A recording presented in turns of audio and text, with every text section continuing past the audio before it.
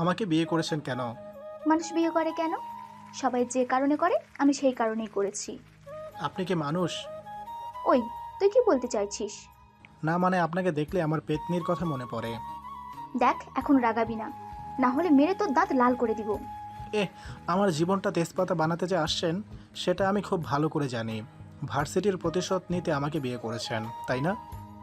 তো এখন বেশি কথা না বলে এই দিকে আয়, বাসর রাত করতে হবে। মানে? মানে বুঝাচ্ছি। জান্নাত এক পা করে আমার দিকে আসতে লাগলো। আমি মতলব ভালো না দেখে পিছাতে লাগলাম। অল্প কিছু যাওয়ার পরেই পিঠ দেয়ালে ঠেকে গেল।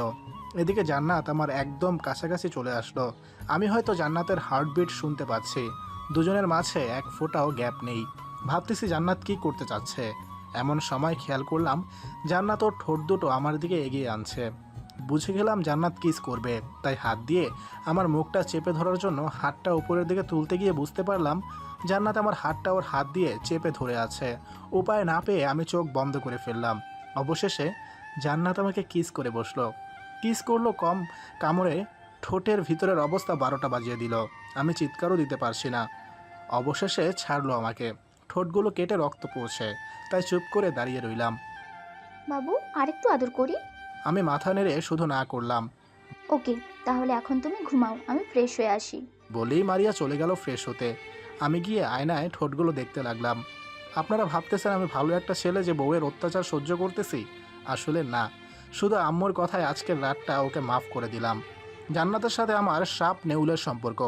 কারণটা জানতে হলে পিছনে যেতে হবে। চলুন পরিচয়টা দিয়ে নেই, তারপর পিছন থেকে শুরু করব। আমার নাম আনোয়ার হোসেন। পরিবারের সদস্য 3 জন। আমি বড় ভাইয়া আর আম্মু। মানে বুঝতেই পারতেছেন, আব্বু ছোটবেলায় মারা গেছে। আব্বুর ছোট একটা বিজনেস ছিল, যেটা এখন ভাইয়া সামলায়। আর আমি এখনও পড়াশোনা করি। আমরা সবাই গ্রামে থাকি, কিন্তু এখন সবাইকে ছেড়ে ঢাকায় যেতে হবে। আমি সারাদিন আম্মুর কাছে শুয়ে রইলাম। কলেজ লাইফ শেষ করে আমি কাল থেকে ভার্সিটিতে যাব। মনে আনন্দটাই অন্যরকম, কিন্তু ভয় একটাই, র্যাগিং নিয়ে একটু চিন্তা আছে। তাও মনে অনেক আনন্দ। রাতে চলে আসলাম স্বপ্নের শহর ঢাকায়। এখানে আমি আর আমারই একটা বন্ধু, দুজনে এসছি গ্রাম থেকে, তাই দুজনে আলাদা একটা বাসা নিয়ে নিলাম। পরের দিন সকালে রেডি হয়ে চলে গেলাম ভার্সিটিতে।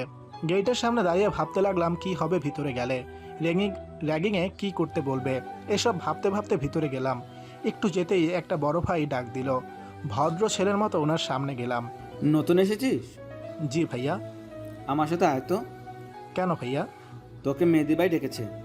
মেহেদি ভাইকে? আর আমাকে চিনে কিভাবে? ওই, বেশি কথা বলিস কেন? আসতে বলছিস, আয়। কোনো কথা না বলে ওনার সাথে গেলাম ক্যান্টিনে। গিয়ে দেখলাম কিছু বড় ভাইরা বসে আছে। বুঝতে পারলাম আজকে কপালে খারাপ কিছু আছে। বড় ভাইটা বলল, কিরে মেহেদি কই? ওয়াশরুমে গেছে। আমি দাঁড়িয়েছিলাম, তখনই কেউ একজন আসলো। ওনাকে আমি চিনি এমন লাগতেছে। এমন সময় মেহেদি ভাই বলে উঠল, তুমি হুসাইন না? হুম ভাইয়া। আমাকে চিনতে পেরেছিস? আমি মেহেদি।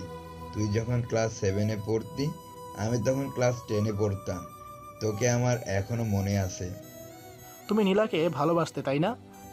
তোর নীলাকেও মনে আছে? হুম, এতক্ষণে চিনতে পারছি তোমাকে। আরেকজন বড় ভাই বলল। কিরে, তুই চিনিস ওকে? মেহেদি ভাইকে বলে উঠল। হুম।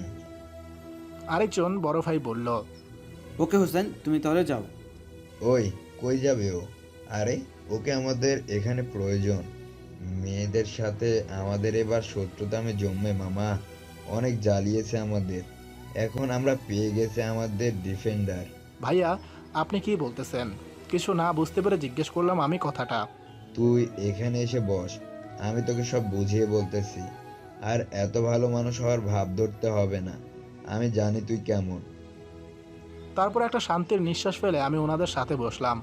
তারপর ওনারা ভার্সিটির সব আগের কথা বলতে লাগলো। আর আমি শুনে এতটা বুঝলাম যে ভার্সিটিতে মেয়েদের রাজত্ব চলে, যার কারণে ছেলেদের একটুও দাম নেই।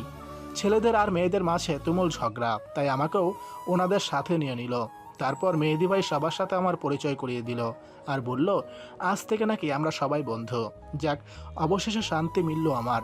ভার্সিটির প্রথম দিনের এতটা পাওয়ার পেয়ে যাব সেটা ভাবতেও পারিনি। যাক, ক্লাস শেষ করে ওই দিনের মতো বাসায় চলে আসলাম। পরের দিন ভার্সিটিতে যেতেই একটা আপু ডাক দিল। তাকিয়ে টাসকে খেয়ে গেলাম।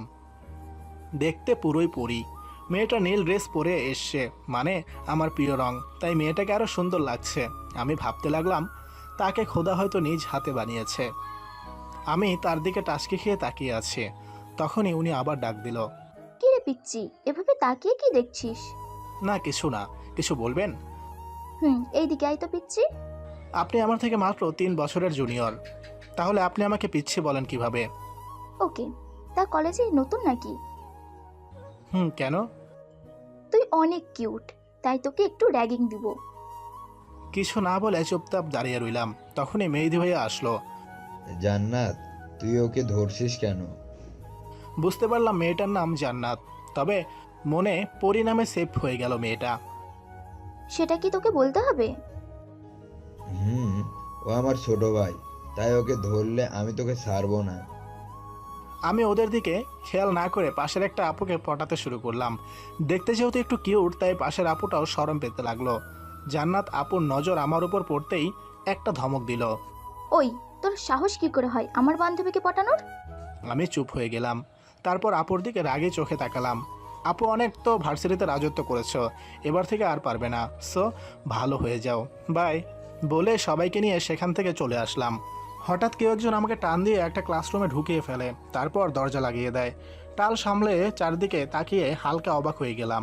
ক্লাসটায় পুরোটাই মেয়ে ভর্তি। আমাকে এখানে আনা হয়েছে কেন? তুই কালকে কি বলেছিলি? কখন?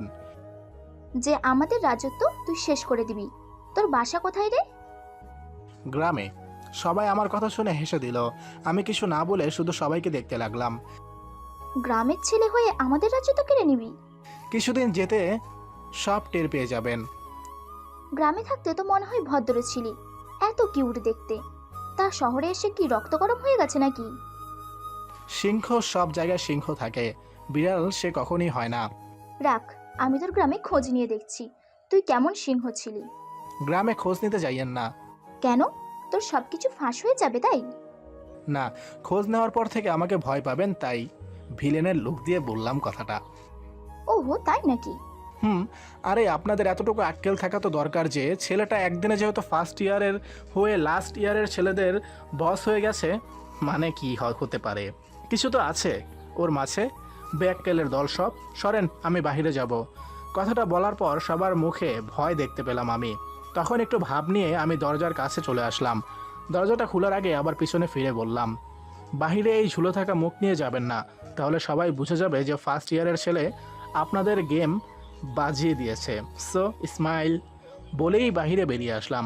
বাহিরে বেরিয়ে দেখি মেহেদি ভাই সহ সবাই দাঁড়িয়ে আছে, আর আমি বেরোতেই আমার দিকে অবাক হয়ে তাকিয়ে রইল। কি হলো, এভাবে তাকিয়ে আছো কেন? তোকে কি মেরেছে ওরা? মারবে, তাও আমাকে? বের হইলে ওদের মুখটা দেখো, শুকায়া কাঠ হয়ে থাকবে। তুই প্রথম যে কিনা টর্চার রুম থেকে মার না খেয়ে বেরিয়েছিস। ও, এটা টর্চার রুম নাকি? ওদের যা ভয় দেখিয়েছি, ওরা সবাই এখন আমার সাথে কথা বললেও হিসাব করে বলবে। তাই নাকি? তারপর জান্নাত আপু বের হলেন। ওনাদের শুকনো মুখটা দেখে মেহেদি ভাই সহ বাকি সবাই হাসতে লাগলো। ওই জান্নাত শোন, এবার সিংহ এনেছে আমাদের দলে, দেখবো কিভাবে তুই আর পাওয়ার ঝাড়িস আমাদের সামনে। মেহেদি ভাইয়া জোরে ডাক দিয়ে বলল। জান্নাত আপু কিছু না বলে চলে গেল। তারপর ওনাদের নিয়ে বসলাম একটা জায়গায়। আচ্ছা, সারা ভার্সিটির মেয়েদের লিডার কয়জন? 5 জন। এই 5 জনের লিডার কি জান্নাত নাকি? হুম। ওকে, প্রথমে এটা বলো, জান্নাতের কোনো ক্রাশ আছে ভার্সিটিতে, বা কাউকে ভালোবাসে ও? না, কেন? আর বাকি 4 জনের কোনো ক্রাশ বা ভালোবাসার মানুষ বা বয়ফ্রেন্ড আছে? আছে, কিন্তু কেন বলো তো? শুনো মেয়েরা, পৃথিবীতে কারো কথা না শুনলেও তার ক্রাশের কথায় উঠবোস করে, কারণ মেয়েরা যাকে পছন্দ করে তাকে সবসময় মন থেকে পছন্দ করে, আর তাই তাদের সেই কমজোরি জায়গাটার ফায়দা তুলতে হবে। আমার কথা শুনে মেহেদি ভাই সহ সবাই হাঁ করে তাকিয়ে আছে। আমি ওনাদের বললাম, কি হলো? তুই সত্যি হারামি? ধন্যবাদ। এখন ওদের ক্রাশগুলোকে আমাদের টিমের একটা ভালো পথ দিয়ে দাও, তাহলে দেখবে জান্নাত ছাড়া বাকি 4 জন আমাদের টিমের কথাই চলবে। ওকে। আর জান্নাতকে আমি দেখে নিব, কিন্তু তার আগে জান্নাতকে বা ওর সম্পর্কে কিছু জানতে হবে আমাকে। শোন তাহলে, জান্নাত হলো ওর বাবা মায়ের একমাত্র সন্তান, অনেক বড় লোক ওরা, আর ভার্সিটির সভাপতি ওর বাবা। আর ওকে দেখতে যতটা সুন্দরী, ততটাই অহংকারী। আর কোনো ছেলেকে সে ভাও দেয় না। ওকে, বাকিটা আমি দেখে নিব। এখন যা বললাম তাই করো। ওকে, লাস্ট ইয়ার নির্বাচন কিন্তু 12 দিন পরে। সো যা করার তাড়াতাড়ি কর। তুমি যাও তো, চিন্তা করো না। তারপর ক্লাস করে বাসায় চলে গেলাম। এসে ফ্রেশ হয়ে বসে বসে পড়ছিলাম। তখনই কলেজের একটা মেয়ের কল আসলো। কিছু না ভেবে কলটা রিসিভ করলাম। কী রে সুমি, তুই এখন কল দিয়েছিস? ভাই, আপনি যে ভার্সিটিতে ভর্তি হয়েছেন সেখান থেকে জান্নাত নামের একটা মেয়ে কল দিয়ে প্রিন্সিপালের কাছে আপনার খোঁজ নিতে। তো স্যার কি বলল? কলেজে যা করেছেন তা সব বলে দিয়েছে, আর বলে দিয়েছে আপনার সাথে যেন না লাগতে যায়। ওকে, ভালো থাকিস বলেই ফোনটা কেটে দিলাম। পরের দিন কলেজে যেতেই দেখি জান্নাত আপু সহ সবাই বসে আছে। তাই আমি ওনাদের কাছে গেলাম। কি ম্যাডাম, আমার খোঁজ নেওয়া শেষ? কি বললো প্রিন্সিপাল? তুই জানলি কিভাবে? আপু, আমি যেই কলেজে পড়তে এসেছি ওই কলেজটায় প্রিন্সিপালের রাজত্ব না, চলতো আমার রাজত্ব। সো আমার কলেজে আমার খোঁজ নেবেন আর আমি জানবো না, এটা কখনো হয়? তুই হয়তো জানিস না, এটা গ্রাম না শহর। আর এই ভার্সিটির সভাপতি আমার বাবা। ও তাই নাকি? আপনি কি ভয় দেখাচ্ছেন? না, সাবধান করে দিচ্ছি, বেশি লাফালাফি করলে ভার্সিটি থেকে বের করে দিব। জান্নাতের কথা শুনে আমি জোরে হেসে দিলাম। ওরা সবাই আমার দিকে অবাক হয়ে তাকিয়ে রইল। কি হলো, হাসছিস কেন? আপু, আমাকে চাইলেই বের করে দিতে পারো, কিন্তু পরে ভার্সিটিতে মুখ দেখাবে কিভাবে? মানে? আমাকে বের করে দিলে সবাই বলবে একটা ফার্স্ট ইয়ারের ছেলের ভয়ে তোমাদের সবার অবস্থা খারাপ হয়ে গেছে, তাই ওকে বের করে দিয়েছো। তারপর তোমাদের দেখলে শুধু ছেলেরাই না, মেয়েরাও হাসবে আর থুতু দিবে তোমাদের। ওই ওই ওই, তুমি রাগলে তোমাকে একদম পরীর মতো লাগে, তাকে তুমি জানো? বলেই পিছন ফিরে চলে আসলাম। তখনই জান্নাত আপু পিছন থেকে ডাক দিয়ে বলল, তোকে ভার্সিটি থেকে বের করব না, তোকে ভার্সিটিতে রেখেই শায়েস্তা করব। ওকে বলেই চলে আসলাম। এসে মেহেদি ভাইয়ের কাছে গিয়ে বসলাম। কিরে, এখন কি করব? এখন কাজ হলো ওরা কি প্ল্যান করতেছে তা আমাদের জানতে হবে। কিভাবে? ওদের টিমে ভেজাল মিশিয়ে দিতে হবে। কিভাবে? আমাদের দলের কয়েকটা মেয়েকে কায়দা করে ওদের টিমে ঢুকিয়ে দাও, ব্যাস তাহলেই হবে। তুই রাজনীতি করলে তো দেশটারে কাঁপিয়ে রেখে দিবি। এই জন্যই তো রাজনীতিতে যাই না। রাজনীতি করবি? ধুর, ফাউল কথা বইল না তো। ওকে। তোমরা থাকো, আমি যাই বলেই বাসায় চলে আসলাম। এভাবে 4-5 দিন চলে গেল। জান্নাত আমার পিছনে লেগেই আছে। স্টুডেন্ট লিডার নির্বাচনের আর মাত্র 4 দিন বাকি। ওই নির্বাচনে ছেলেরা পাশ হবে কানা হয়ে, কারণ জান্নাতের টিম ছাড়া বাকি সবাই এখন আমাদের টিমে চলে আসছে। তাই জান্নাত রেগে আগুন হয়ে গেছে। আমি জানি জান্নাত আমার ক্ষতি করতে চায়, কিন্তু সেটাও পারবে না, কারণ আমার কোনো কমজোর জায়গা নেই। সকালে আমার একটা ফোন আসলো। ভার্সিটির একটা ছেলে ফোন দিয়েছে। এত সকালে ফোন দিয়েছে কেন, এটা জানার জন্য ফোনটা রিসিভ করলাম। কিরে, এখন ফোন দিয়েছিস কেন? ভাই, আমাদের একটা টিম মেম্বারকে জান্নাত মারতেছে, তুমি আসো তাড়াতাড়ি। কোথায় মারতেছে? টর্চার রুমে, তুমি তাড়াতাড়ি চলে আসো। ওকে, আমি এখনই আসতেছি বলেই ফোনটা কেটে দিলাম। ভাবতে লাগলাম সমস্যা হলে তো মেহেদি ভাই ফোন দিবে, এই ছেলেটা ফোন দিল কেন? তাই মেহেদি ভাইকে ফোন দিলাম। ভাই, ভার্সিটিতে কোনো সমস্যা হয়েছে? না, কেন? আরে একটা ছেলে। তারপর সব খুলে বললাম। হোসাইন, এটা জান্নাতের চাল। তুই ভুলে ওর কথা শুনিস না, তাহলে অনেক বড় সমস্যা হয়ে যাবে বলে দিলাম। ভার্সিটিতে যাব, সেটা হাজারো সমস্যা হোক, এখন তুমি একটা কাজ করো। কি কাজ? তারপর কিছু কথা বললাম মেহেদি ভাইকে। এটা করতে পারবে? পারবো। তাহলে আমি ভার্সিটিতে যাওয়ার আগে এটা রেডি করে ফেলো, আমি ঢোকার আগে কল দিব। ওকে, ভালো থেকো বলেই ফোনটা কেটে দিলাম। তারপর চলতে লাগলাম ভার্সিটিতে। ভিতরে যাওয়ার আগে মেহেদি ভাইকে কল দিয়ে জানতে পারলাম সব কিছু ওকে। তাই কোনো কিছু চিন্তা না করেই ভিতরে গেলাম। গিয়ে দেখি ছেলেটা দাঁড়িয়ে আছে, তাই ওর কাছে গেলাম। ভাই, ওরা ভিতরে আছে, তুমি যাও। ওকে বলেই ভিতরে গেলাম। ভিতরে গিয়ে আমি হালকা চমকে উঠলাম, কারণ ভেতরে জান্নাত ছাড়া আর কেউ নেই। বুঝলাম পরিবেশ গরম হবে, তাই রুমের উপরের এক কোণায় থাকা ছোট্ট জানালার দিকে তাকিয়ে দেখে নিলাম যে মেহেদি ভাই ক্যামেরাটা নিয়ে পৌঁছেছে কিনা। মেহেদি ভাই ক্যামেরা নিয়ে বসে আছে চুপ করে, তাই চিন্তা ছাড়া বুকটা টান দিয়ে দাঁড়ালাম। কি হলো, এখানে ডাকলেন কেন? তোকে আজকে সবাই মেরে ভার্সিটি থেকে বের করে দেবে। কেন, আমি কি করেছি? তুই কিছুই করিসনি, করব আমি, আর দোষ দেব তোর। তারপর বাকিটা স্টুডেন্টরা দেখে নিবে। শুনেন, আমারে গর্তে ফেলতে গিয়ে আবার নিজে গর্তে পড়ে যায় না আবার। ওকে, তুই দেখ কে পড়ে গর্তে? তারপর জান্নাত আপু নিজের জামার কিছু অংশ ছিঁড়ে ফেললো। তারপর নিজ থেকেই চিৎকার করে কাঁদতে লাগলো। কিছুক্ষণ পর কাঁদো কাঁদো চেহারা নিয়ে দরজা খুলে বাইরে এসে পড়লো। আমি এই চান্সে মেহেদি ভাইয়ের কাছ থেকে ভিডিও করা মোবাইলটা নিয়ে নিলাম। তারপর বাইরে এসে দেখি হাজারো ছাত্রছাত্রী আমার দিকে রাগী দৃষ্টিতে তাকিয়ে আছে। তাই চুপচাপ কিছু না বলে প্রিন্সিপালের রুমের দিকে চলে গেলাম। বুঝতে পেরেছি মেহেদি বাইরে এসে বলেছে যে আমি তাকে ধর্ষণ করার চেষ্টা করেছি বা নানান কিছু। 1 ঘন্টার মধ্যে সভাপতি সহ সব স্যারেরা এসে গেল। সভাপতি সাহেব আমার দিকে অগ্নি চোখে তাকিয়ে আছে। প্রিন্সিপালের রুমের বাইরে কিছু ছেলে মেয়ে মিলে আমার শাস্তির দাবিতে মিছিল করতেছে। ভিতরে আমি আর মেহেদি ভাই দাঁড়িয়ে সেগুলো শুনছিলাম। তখনই প্রিন্সিপাল স্যার বলে উঠল, তুমি কি সেই হুসাইন যে কিনা ফার্স্ট ইয়ারের হয়েও লাস্ট ইয়ারের ছেলের সাথে ঘোরাফেরা করো? জি স্যার। তা তুমি তো খুব ভালো বলেই জানতাম 20 দিনে ভার্সিটির সবার কাছে ফেভারিট একজন নেতা হয়ে উঠেছো। তা হঠাৎ এমন কাজ করতে গেলে কেন, তাও আবার আমাদের সভাপতির মেয়ের সাথে? স্যার মিটিংকে আরও করবেন নাকি এটা এখানেই শেষ করে দিব? মানে? মানেটা বলতেছি স্যার, আপনার রুমের প্রজেক্টরটা একটু চালু করতে পারি? কেন? আমি কিছু সবাইকে দেখাতে চাই। স্যার সবার দিকে তাকিয়ে হ্যাঁ বলল। তারপর মেহেদি ভাই সব রেডি করলো। তারপর আমি গিয়ে ভিডিওটা প্লে করে দিলাম। সবাই হাঁ করে দেখতে লাগলো। জান্নাত ভিডিওটা দেখে চোখ কপালে তুলে ফেলেছে।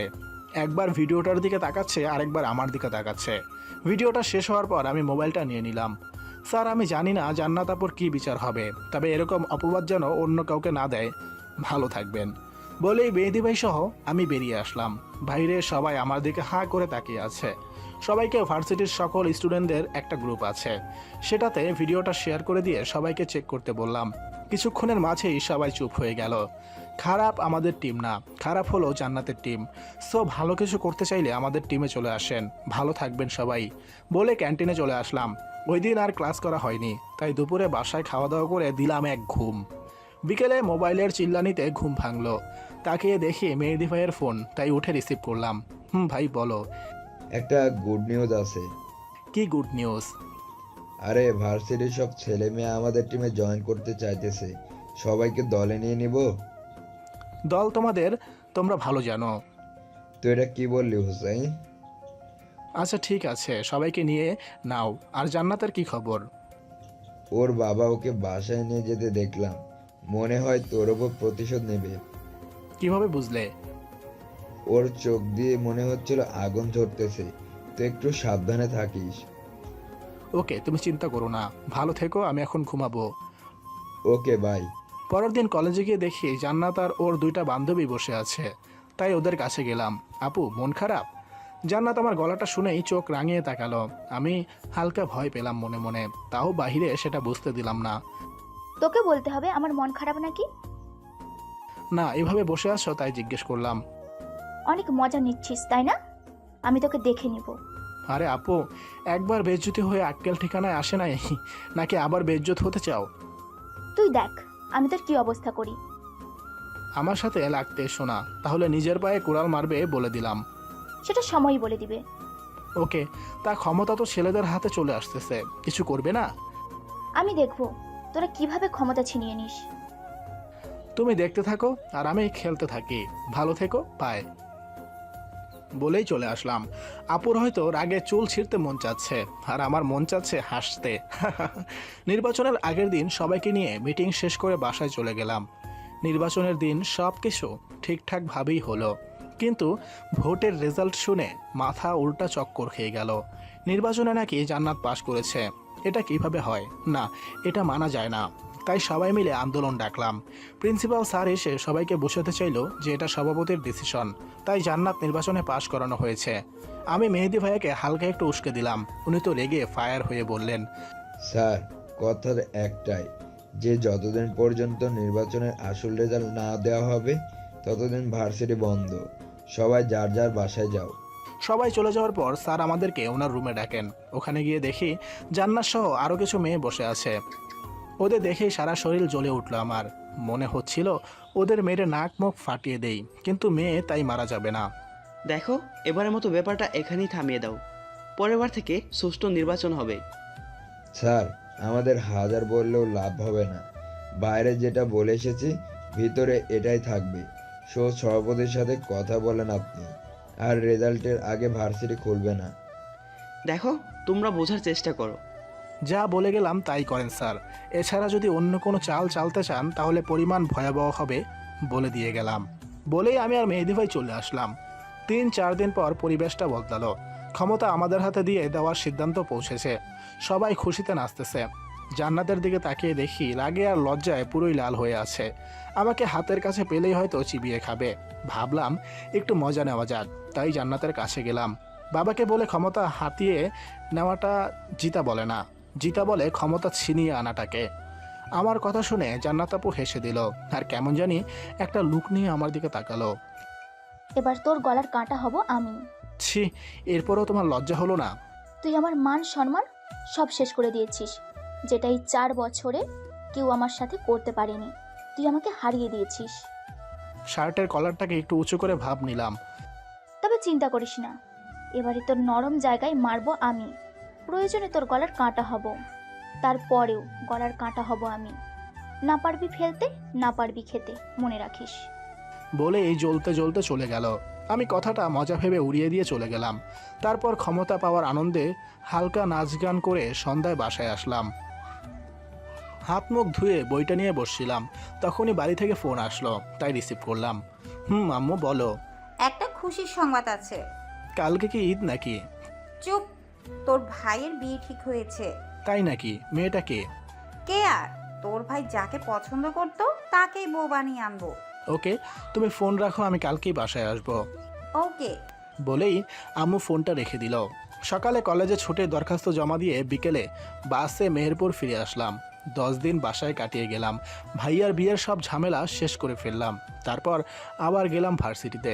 আমাকে দেখে মেহেদি ভাই সহ সবাই খুশি, কিন্তু এই 10 দিন জান্নাত আপুকে সব থেকে বেশি মিস করেছি। ক্রাশ বলে কথা। অনেকবার ঝগড়া করার জন্য নক দিয়েছি, কিন্তু আপু রিপ্লাই দেয়নি। ভার্সিটিতে সবার সাথে দেখা করে গেলাম জান্নাত আপুর কাছে। দূর থেকে দেখলাম হাসতেছে। আমাকে দেখার পরেই সব হাসি উধাও। তারপর আপুর কাছে গেলাম। কিরে শয়তান, এতদিন কোথায় ছিলি? বাড়িতে গিয়েছিলাম। কেন? বড় ভাইয়া বিয়ে করেছে তাই। ওহো, তা তোর কয় ভাই কয় বোন? মাত্র 2 ভাই। ও, তা বাসায় আর কে কে থাকে? আম্মু, ভাবি, ভাইয়া, আর আগে আমি থাকতাম। এখন আমি ঢাকায় চলে আসছি। তার মানে তোর আব্বু নেই, তাই তো? হুম। তোদের গ্রামের নামটা জানো কি? মেহেরপুর জেলা, আর ওইখানকার একটা গ্রামের নাম বললাম ওকে। ওকে, তুই যা, আমাকে এখন অনেক কাজ করতে হবে। ওকে বলেই সেখান থেকে চলে আসলাম। এভাবে কেটে গেল 3 মাস। আপু এখনও আমাকে দেখলে চলে, কিন্তু আমার সেদিকে দেখার সময় নেই। এদিকে ভার্সিটিতে গ্রীষ্মকালের ছুটি পড়ে গেছে। প্রায় সপ্তাহখানেক হবে। বাড়িতে যাব, কিন্তু কিছু কাজ আছে, তাই সেগুলো শেষ করে আজকে দুপুরে বাসে বাড়ি ফিরব। যেই ভাবা সেই কাজ। বাসায় ফিরতে ফিরতে রাত হয়ে গেল। সবার সাথে কথা বলা শেষ করে নিজের রুমের দিকে গেলাম। রুমে ঢুকতে আটকে উঠলাম। ভূত দেখার মতো চমকে আবার বাইরে চলে আসলাম। কি রে, বাহিরে আসলি কেন? না, এমনি। আমার হঠাৎ মনে হলো আমার রুমে একটা মেয়ে আছে, তাই চমকে গিয়েছিলাম। মনে হওয়ার কি আছে, মেয়েটা তো সত্যিই আছে তোর রুমের ভিতরে। কি? কি না, জি। আর তুই এত অবাক হলি কেন? কিছু না, এমনি। তুমি যাও, আমি একটু পড়তে পরে আসতেছি। ওকে। বলে আম্মু চলে গেল। তারপর আমি রুমের ভিতরে চলে গেলাম। কি রে, কি খবর তোর? আপনি এখানে কেন? আমাদের বাসায় আসলেন কেন? সেটা এখন বাইরে গেলে তোর আম্মু বলবে তোকে। মানে আপনি কি বলছেন আম্মুকে? সেটা আম্মুর কাছ থেকে গিয়ে শুনে আয়। ওকে, আমি একটু পরেই যাচ্ছি। যদি উল্টাপাল্টা কিছু বলেন তাহলে খবর আছে আপনার। মারবি নাকি আমাকে? তার চেয়েও বেশি করব। বলেই ওয়াশরুমে চলে গেলাম ফ্রেশ হতে। এসেই দেখি জান্নাত রুমে নেই, তাই আমি রেডি হয়ে খাওয়া দাওয়া করে চলে গেলাম। সবাই একসাথে বসে খেতে লাগলাম। তখনই ভাইয়া বলে উঠল, শোন হুসাইন, আমি আর আম্মু মিলে একটা ডিসিশন নিয়েছি। কি ডিসিশন? কলিজাটা কাঁপতেছিল। কি নাকি বলে ভেবে। আমরা তোর বিয়ে ঠিক করেছি জান্নাতের সাথে। ভাইয়ার কথা শুনে গলায় ভাত আটকে গেল, তাই কাশতে লাগলাম। সবাই মিলে পানি খাইয়ে থামালো। কিরে, কি হয়েছে তোর? না, কিছু না। তুমি কি যেন বলছিলে? তোর বিয়ে ঠিক করেছি মাহির সাথে। ভাইয়া, উনি আমার 3 ক্লাস সিনিয়র। তো কি হয়েছে, এখন চুপচাপ খা। খাওয়া দাওয়া শেষ করে ছাদে আয়, তোর সাথে আমার কথা আছে। ওকে বলেই চুপচাপ খেয়ে রুমে চলে আসলাম। এখন সব কিছু মাথার উপর দিয়ে যাচ্ছে। জান্নাত আমাকে বিয়ে করতে চাচ্ছে কেন? নিশ্চয়ই আমার উপর প্রতিশোধ নিতে। এসব ভাবছিলাম তখনই জান্নাত রুমে আসলো আর আমাকে দেখে মুচকি হাসি হাসতে লাগলো। কি রে, কেমন চমক দিলাম? হুম। এটা তো কিছুই না, তোর লাইফে এমন চমকের আরো অনেক বাকি আছে। ওই ওই, আর কিছু বলার আগেই ভাইয়া ডাক দিল। হোসাইন, ছাদে আয়। আসতেছি। যা ছাদে, যা প্রশ্ন আছে একেবারে করিস, না হলে আবার মনে ডাউট থাকতে পারে পরে। আপনাকে আমি দেখে নিব বলেই ছাদে চলে আসলাম। ভাইয়া, তোমাদের কি মাথা খারাপ হয়ে গেছে? এত বড় মেয়ের সাথে আমার বিয়ে দিতে চাইতেছো? তোর থেকে মাত্র 2 বছরের বড়, আর এটাকে কেউ বড় বলে নাকি? আচ্ছা, এটা বাদ দিলাম। তুমি জানো ও আমার উপর প্রতিশোধ নিতে এখানে এসছে। আমাদের সব বলেছে, তোর যাওয়া থেকে শুরু করে নির্বাচনের ঘটনা সহ সব খুলে বলেছে। তারপরেও তোমরা ওকে এই বাড়ির বউ বানাতে চাচ্ছ? মেয়েটা খুব ভালো, আর আম্মু নিজে কথা দিয়েছে। আর তুই ভালো করেই জানিস, আম্মু কথা দেওয়াটাই কথাটা পাক্কা। ভাইয়া, তোমরা বুঝতেছো না। আমরা বুঝতেছি, তুই বুঝতেছিস না। মেয়েটা অনেক ভালো, তোকে অনেক ভালোবাসবে। দেখিস, অনেক সুখে থাকবে সারাটা জীবন তুই। মনে মনে বলতে লাগলাম, পিছনে বাঁশ নিয়ে কোনো শালায় ভালো থাকে, আর এই মেয়ে তো পুরো একটা বাঁশের ঝাড়।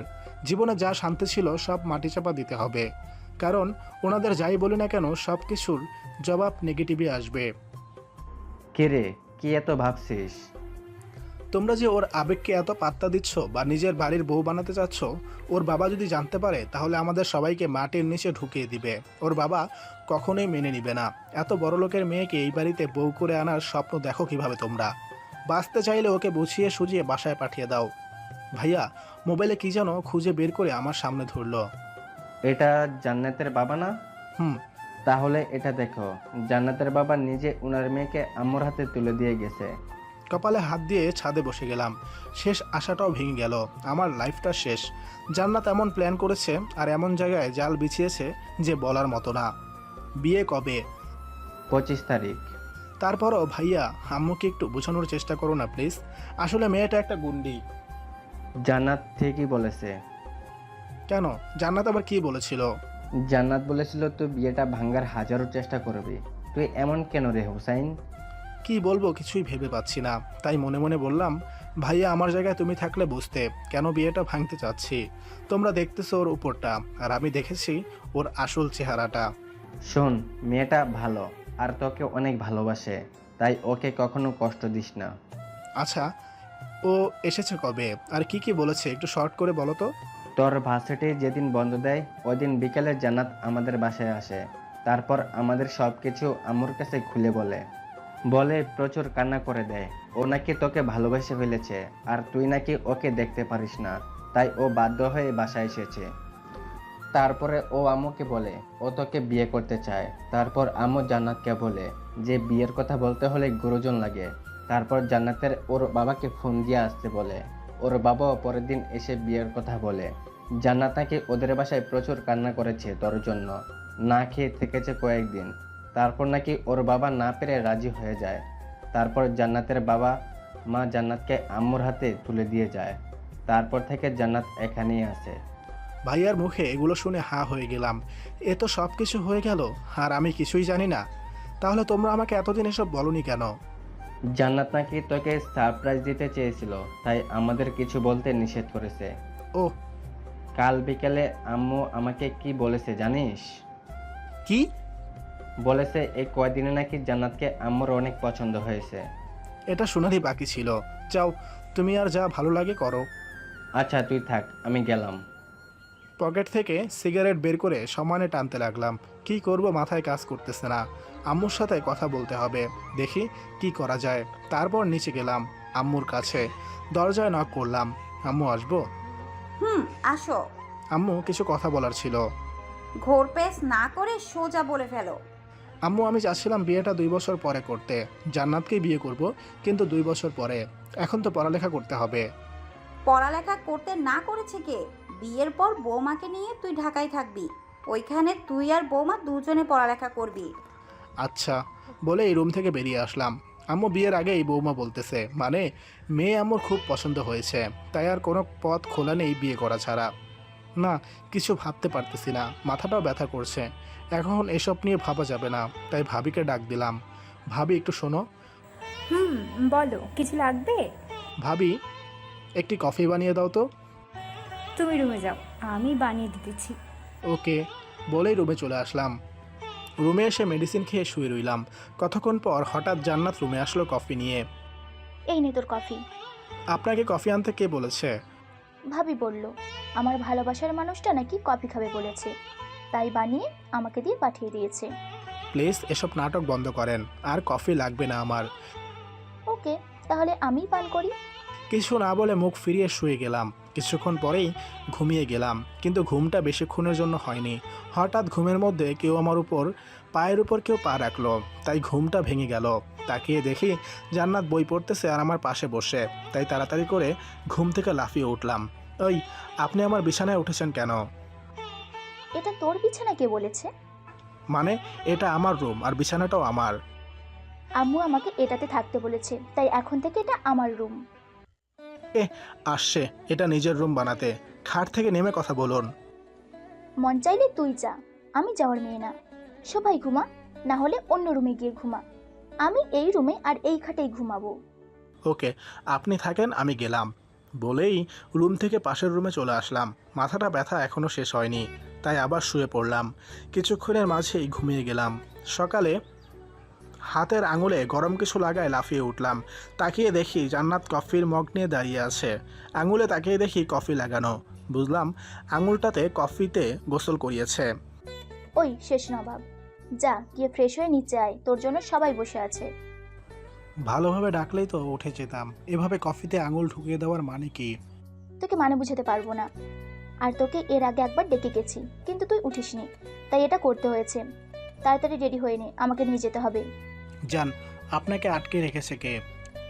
তোকে নিয়ে যেতে বলেছে আম্মু, তাড়াতাড়ি কর, আমার প্রচুর খিদে পেয়েছে।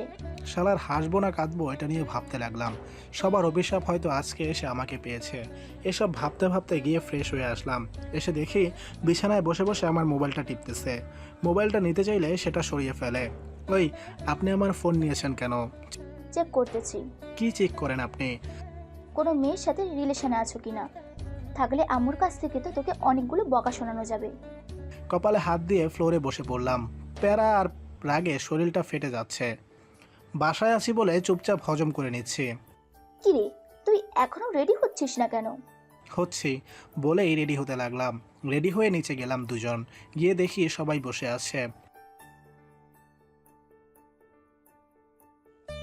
আসলে ওনার কাপড় বের করতে গিয়ে আমি একটু দেরি করে ফেলেছি, তাই রেডি হতে দেরি হয়ে গেছে ওনার। জান্নাতের কথা শুনে আকাশ থেকে পড়লাম। যাক, দোষটা নিজের উপর নেওয়াই ভালো হয়েছে।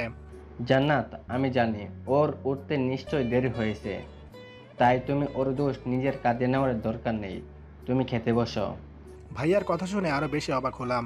তার মানে জান্নাত বাস দিয়ে নিজের উপরে উঠিয়েছে, আর এই জন্যই দোষটা নিজের কাঁধে নিয়েছিল। এসব ভাবতে ভাবতে নাস্তা শেষ করে রুমে চলে আসলাম। রুমে বসে বসে মোবাইল টিপছি। হঠাৎ জান্নাত এসে হাজির হলো রুমে। বাস কি আরো আছে? থাকলে দিয়ে যান।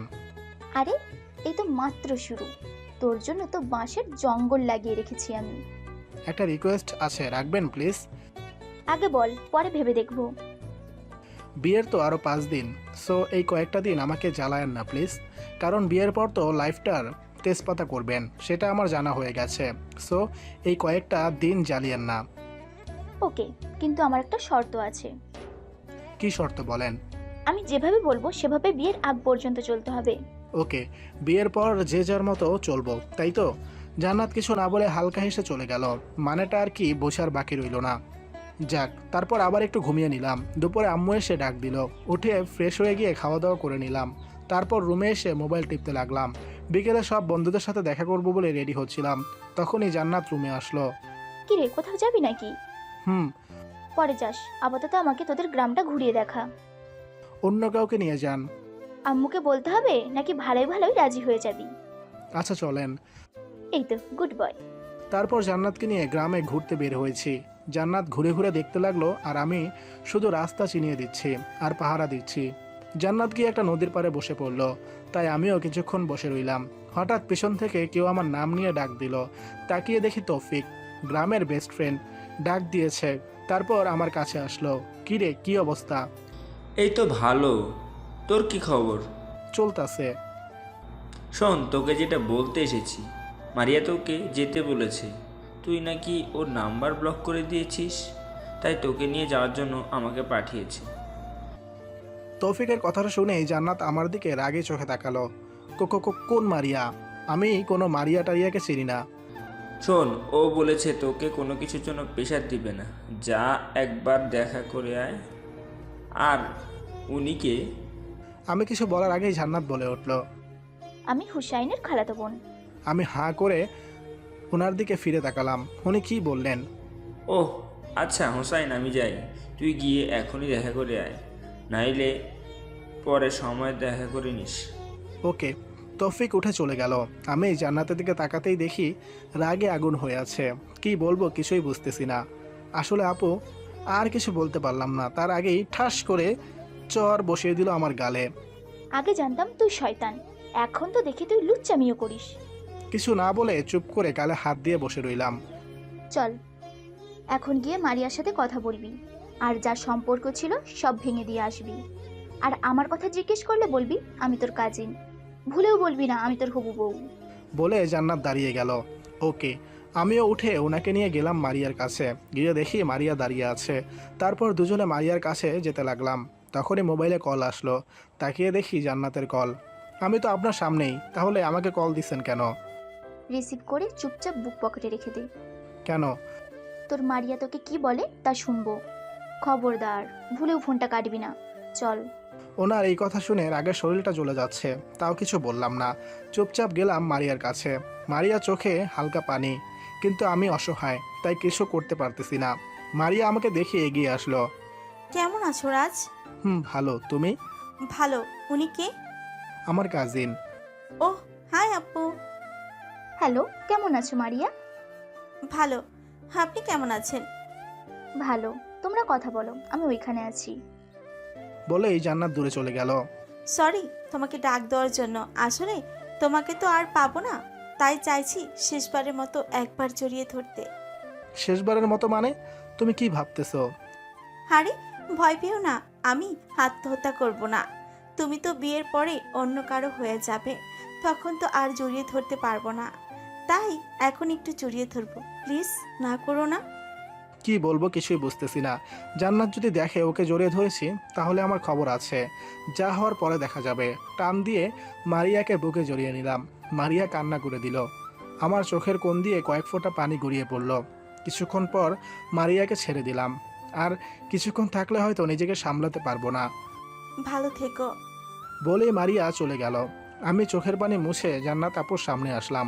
রাগে আপুর মুখ লাল হয়ে আছে। এটার শোধ বিয়ের পরে তুলবো। অন্য মেয়েকে জড়িয়ে ধরা, তাই না? রাগে গজগজ করতে করতে বলল। তারপর আর কোনো কিছু না বলে ওনাকে নিয়ে বাসায় চলে আসলাম। বাসায় এসে দেখি বাসায় টুকটাক সাজানো শুরু হয়ে গেছে। যাই হোক, রুমে গিয়ে ফ্রেশ হয়ে নিলাম। তারপর রাতে খাওয়া দাওয়া করে দিলাম একটা ঘুম। এভাবে কেটে গেল 4 দিন। সন্ধ্যায় বিয়েটাও হয়ে গেল। কবুল বলার সাথে সাথে নিজের সব সুখকে মাটিচাপা দিয়ে দিয়েছি। রাত 12টার দিকে পুকুর পাড়ে দাঁড়িয়ে দাঁড়িয়ে মারিয়ার কথা ভাবছিলাম। মারিয়া যখন ক্লাস 9-এ, তখন আমি ক্লাস 10-এ। তখন থেকে রিলেশন আমাদের। কখনো মারিয়াকে খারাপ নজরে দেখিনি। পড়ালেখা শেষ করার পর মারিয়াকে বিয়ে করার নিয়ত ছিল, কিন্তু জান্নাত এসে সব কিছু শেষ করে দিল। আম্মুকেও মারিয়ার ব্যাপারে বলতে পারিনি, কারণ মারিয়ার পরিবারের সাথে আমাদের পরিবারের শত্রুতা। কিন্তু জান্নাত আমার জীবনে না আসলে আম্মুকে যে কোনোভাবে মানিয়ে ফেলতাম, কিন্তু এটা কোনোভাবেই সম্ভব না। মারিয়া মেয়েটা আমাকে খুব ভালোবাসে, কিন্তু একটা ভিলেন এসে সব কিছু শেষ করে দিল। এসব ভাবতে ভাবতে কখন যে চোখ দিয়ে পানি বেরিয়ে গেল বুঝতেও পারিনি। চোখের পানি মুছতেছি, তখনই কেউ কাঁধে হাত রাখলো। তাকিয়ে দেখি ভাইয়া ভাবি পিছনে দাঁড়িয়ে। কে রে, মন খারাপ? না, এমনিতেই। ও আচ্ছা, যা। জান্নাত একা রুমে বসে আছে কখন থেকে। বলেই সেখান থেকে চলে আসলাম। তারপর বাসায় এসে নিজের রুমে গেলাম। এসে দরজা লাগিয়ে দিলাম। দরজা লাগিয়ে পিছনে ফিরতেই দেখি জান্নাত উঠে বারান্দায় গিয়ে দাঁড়িয়ে আছে। আমি কিছু না বলে সোফায় গিয়ে বসলাম। কিছুক্ষণ পর জান্নাত রুমে আসলো, এসে আমার পাশে এসে বসলো। তারপর কোনো কথা ছাড়াই ঠাস করে একটা চর বসিয়ে দিল আমার গালে। গালে হাত দিয়ে নির্বাকের মতো তাকালাম। এটা দিয়েছিস কেন জানিস? হবু বউ থাকতে যে অন্য মেয়েকে জড়িয়ে ধরেছিস তাই। কিছু না বলে হালকা একটু হাসলাম। আজ থেকে চর খাওয়াটা অভ্যাস করে ফেল, কারণ এখন থেকে ভুল হলে রাগ দেখাবো না, সোজা থাপ্পড় লাগিয়ে দিব। আমি চুপ করে বসে রইলাম। কিছু বলার আছে নাকি? এভাবে চুপ করে বসে থাকবি? আমাকে বিয়ে করেছেন কেন? মানুষ বিয়ে কেন করে? সবাই যে কারণে করে, আমিও সেই কারণেই করেছি। আপনি মানুষ? ওই, তুই কি বলতে চাইছিস? না মানে আপনাকে দেখলে আমার পেতনির কথা মনে পড়ে। দেখ, এখন রাগাবি না, না হলে মেরে তোর দাঁত লাল করে দিব। আমার জীবনটা তেজপাতা বানাতে যে আসছেন সেটা আমি খুব ভালো করে জানি। ভার্সিটির শোধ নিতে আমাকে বিয়ে করেছেন, তাই না? তো এখন বেশি কথা না বলে এই দিকে আয়, বাসরাত করতে হবে। মানে? মানে বুঝাচ্ছি। জান্নাত এক পা করে আমার দিকে আসতে লাগলো। মতলব ভালো না দেখে আমি পিছাতে লাগলাম, কিন্তু কপালে বেশিক্ষণ সায় দিল না। অল্প কিছু যাওয়ার পরেই পিঠ দেয়ালে ঠেকে গেল। এদিকে জান্নাত আমার একদম কাছাকাছি চলে আসছে। আমি হয়তো জান্নাতের হার্টবিট শুনতে পাচ্ছি। দুজনের মাঝে এক ফোঁটাও গ্যাপ নেই। ভাবতেছি জান্নাত কী করতে যাচ্ছে। এমন সময় খেয়াল করলাম জান্নাত ওর ঠোঁট দুটো আমার দিকে এগিয়ে আনছে। বুঝে গেলাম জান্নাত কিস করবে, তাই হাত দিয়ে আমার মুখটা চেপে ধরার জন্য হাতটা উপরের দিকে তুলতে গিয়ে বুঝতে পারলাম জান্নাত আমার হাতটা ওর হাত দিয়ে চেপে ধরে আছে। উপায় না পেয়ে আমি চোখ বন্ধ করে ফেললাম। অবশেষে জান্নাত আমাকে কিস করে বসলো। কিস করলো কম, বরং ঠোঁটে কামড়িয়ে অবস্থা 12টা বাজিয়ে দিল। আমি চিৎকারও দিতে পারছি না। অবশেষে ছাড়লো আমাকে। ঠোঁটগুলো কেটে রক্ত পড়ছে, তাই চুপ করে দাঁড়িয়ে রইলাম।